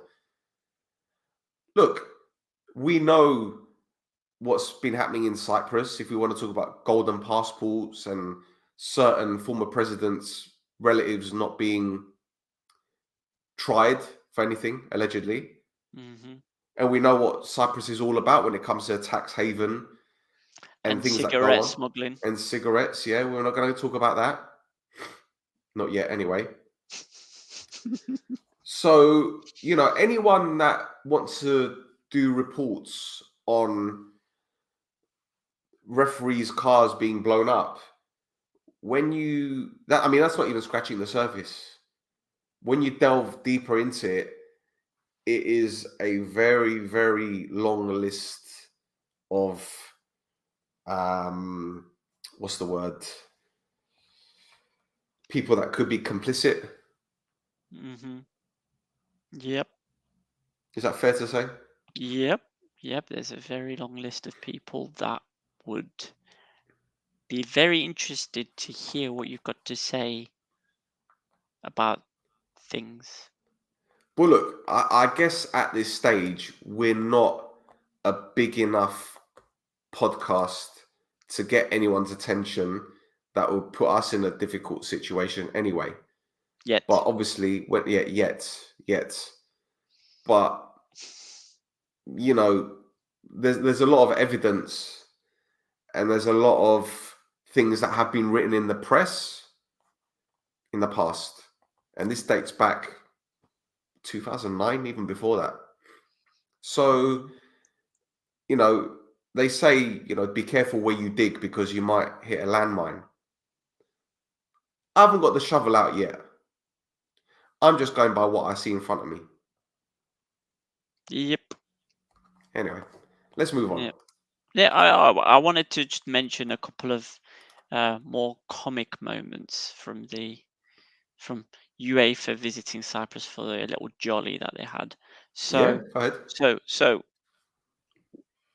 the way that the press kind of images and videos showed was SEFERIN and Louis Figo and all these adults basically showing up to Cyprus to beat a bunch of kids at football. Because it just looked like it was just a bit like these guys were just taking on a bunch of kids. But yeah, what I saw as well in the interview that SEFERIN had, he mentioned that a couple of the kids went in hard on him. I was like, yes, because that's how we play football in Cyprus. We fuck you up. Yep. Ah. Yep. Anyway, yeah. But yeah, also KOUMAS. So obviously, Mr. Turtlehead.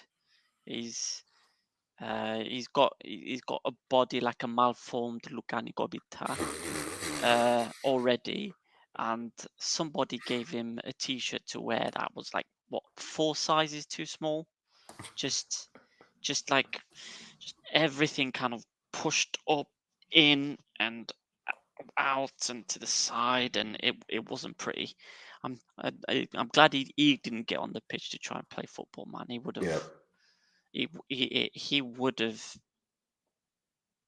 caused some psychological trauma to some of those kids. Yes, absolutely. But yeah, we had this talk about these good governance principles as well on Twitter. Oh, yes, So I can bring them up if you can like. bring them up, but there's basically like 10 points, and you made reference to basically the Cypriot FA not being good at 9 of them. Well, look, clear strategy. Yeah. It is good governance principle that nowadays national associations should not only run day-to-day business, but also have in place a clear business strategy. Thasso, do you think your club has a clear business strategy? Just answer yes or no. No. Okay. Next one. My club isn't a national association. Well, this is for the Cyprus FA. Right, but they're part of a national. Right, but they're part of a national association. Yeah. So all of these clubs fall under that criteria. Yeah. Okay, but anyway, there's this right. So national associations, i.e., the CFA, GOP, are encouraged to revise and modernize their statutes. So, what are they going to revise and modernize their stance on youth? And playing players. 2 Cypriot players, is that something that they're going to do? But that's just the first sentence of the statute. Okay. Yeah, there's loads. Right, stakeholder involvement. Well, I'm not even going to go into that one. Mm-hmm. I'm not even going to go into that one because. But there's like 10 of them, and basically the Cyprus FA is failing 9 of them, and I think the question at the end of your tweet storm that you were doing for that was, how is the Cyprus FA on good terms with UEFA, even though they're not passing most of the criteria that they put in place? Yeah. And my response to you is that the contractual wording is so ambivalent in that document. It doesn't mean anything. It's just words in the ether. So they keep mentioning should instead of shall or will. They keep saying encouraged to or advised to instead of required to. They're like, even the fact that it's called a principles document instead of regulations or guidance. Like whenever I go back to my work again, because I mean you're always related to what goes on in your real life, in inverted commas. But anyway, Yeah. whenever I get documents like this for work, anytime should is specified or encouraged to, or wording like that, there's normally a desired value, which you should work towards this. But then there's an absolute value, which is you will do at least this, right? But they don't have the absolute values. So whatever they're saying there means fuck all. So you can fail 9 out of the 10 principles and still be on good terms with the UEFA, because it's just words to sprinkle in the air. What you do is you take that document, you rip it up, and oh look, it's snowing. Oh. Well, look, mate, you just look at the headings.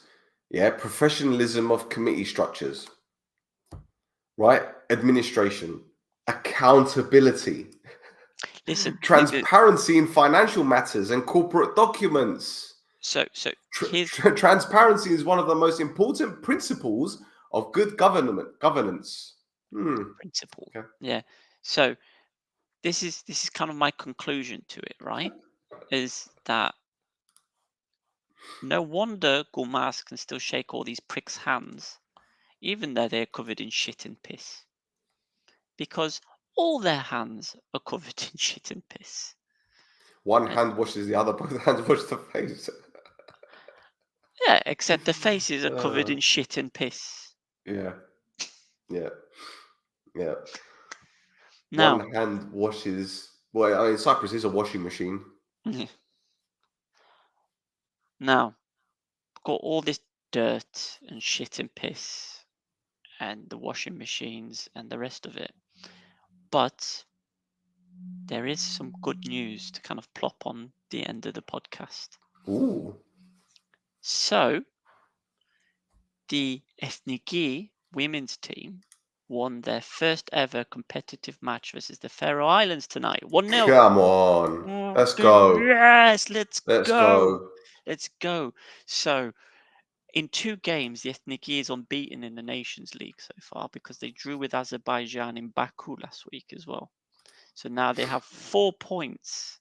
It is the 3rd group of leagues in the Nations League, but they're winning games, and they're not just winning games. The formation that Voskaridis has got them playing as well is 4-3-3. Yep. Yeah. So look, it works. It fucking works. It works when you want it to.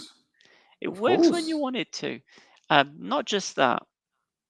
You know, the Ethnikos for the women's team's got a player from Watford. They've got a couple of players from different places. Now, here's the little fly in the ointment for you. The goal scorer was Andrei Violari, and she plays for a team called Fonjet Genklik Vespor. Turkey. She plays in the Turkish Women's Football Super League. Okay. So that's a very interesting little tidbit there, isn't it? Yeah. Yeah. Well, listen, it is what it is. If they're good enough, they can play. Yeah. No, it's just I just find it like to the point where a Cypriot player is able to play for a team in Turkey. As I think. Yeah, of course. But we've seen Greek players playing in Turkey, so I don't think it's. Yeah, but it's different, isn't it? But you know, Ethnikos, the women's Ethnikos, is, I think, something to get behind for everybody. At least they're brave. They're braver than the coach is braver than what we have for the men's. Timmy. And also Marcus Edwards scored for Sporting Lisbon the other day. Just saying. Oh yeah, we're going to throw that in there as well. But no. Listen, right? Don't drop your negativity on this. the whole point of bringing this up is to be like, yes, this is how you do it. This is how you do it. Watch the women, support the women. Ethniki, let's go. Let's go. Can I just add something to this then? Yeah. Right.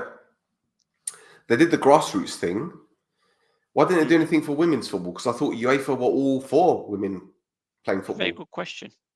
Very good I question. thought they were being inclusive. I believe this was specifically for grassroots. They'll come back. They'll come back next year for the women's football. You think? No. Of course not. No chance. Yeah. Why? Because it isn't financially rewarding for them. Yeah. That's what it boils down to. But yeah. Anyway.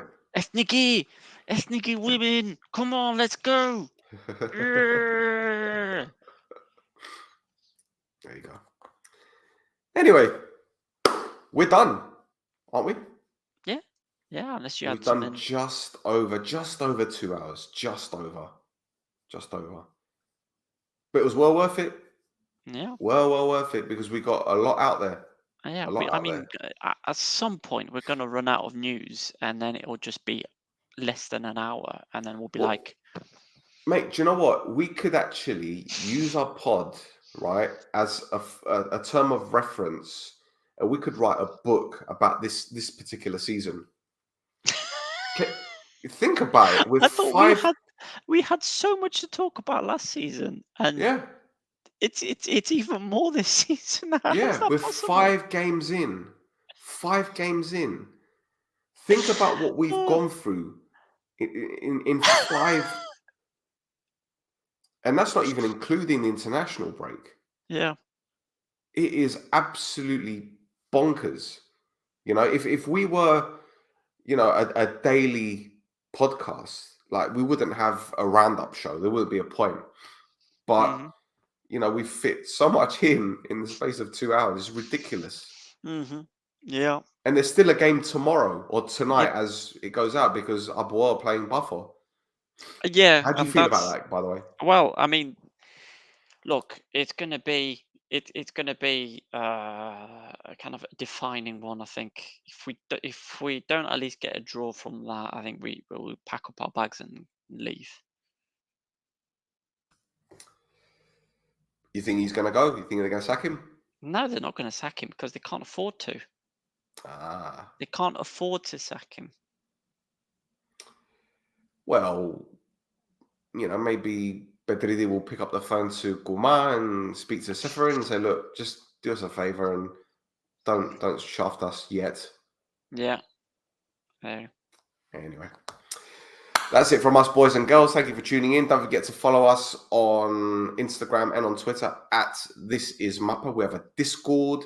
We have a Facebook group page. Thasso, your flares, gaffes, flares, whatever you want. Put one of those two. You'll find me.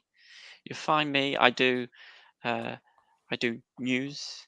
I do opinions. I do predictions. Just to put it out there, I got the OMONOIA ARIS score spot on this weekend. So yeah, dead on, mate. Just don't look at any of the other predictions I did for this weekend, and you're fine. Oh, come on, can't be that bad, surely. Can't be that bad. Which other ones did you get wrong? Well, I got the APOEL ANORTHOSIS game wrong. I was very pessimistic about that. Oh, okay. Okay. And yeah, it ended up being a bit more positive. I think I got the OTHELLOS and SALAMINA score correct as well. Okay, that's good. Yeah, that's good.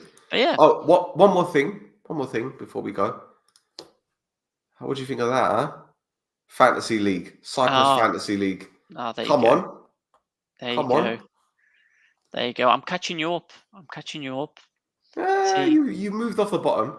Yeah, Doregarai and Kvilitai scored and pushed me up a little bit. There you go. Lovely. Happy days. So if you want to join us, go to fantasy.cyprustimes.com, create your team, and look for the This Is Mappa League. I will add you in, and you can compete with us because it's very tight at the top. Very tight. Right. Yes. Yep. And Anyway. remember, everybody. Remember, if you're missing your halloumi, you're missing your zivania, or your what else? What else? Your shushuko. That way. There you go. Foodfromcyprus.com. NC12. NCN 12. Checkout Discount code. code. There you go. Yeah, And remember, to get one you entry. 12% discounts. There you go. And your entry will enter you in the prize draw to get 2 free nights at an Airbnb in Lefkosia. Nice. Thank you everyone for tuning in. We will be back. Nice. This time next week. Hopefully it won't be as eventful. Yes. Yes. Please, for the love of God.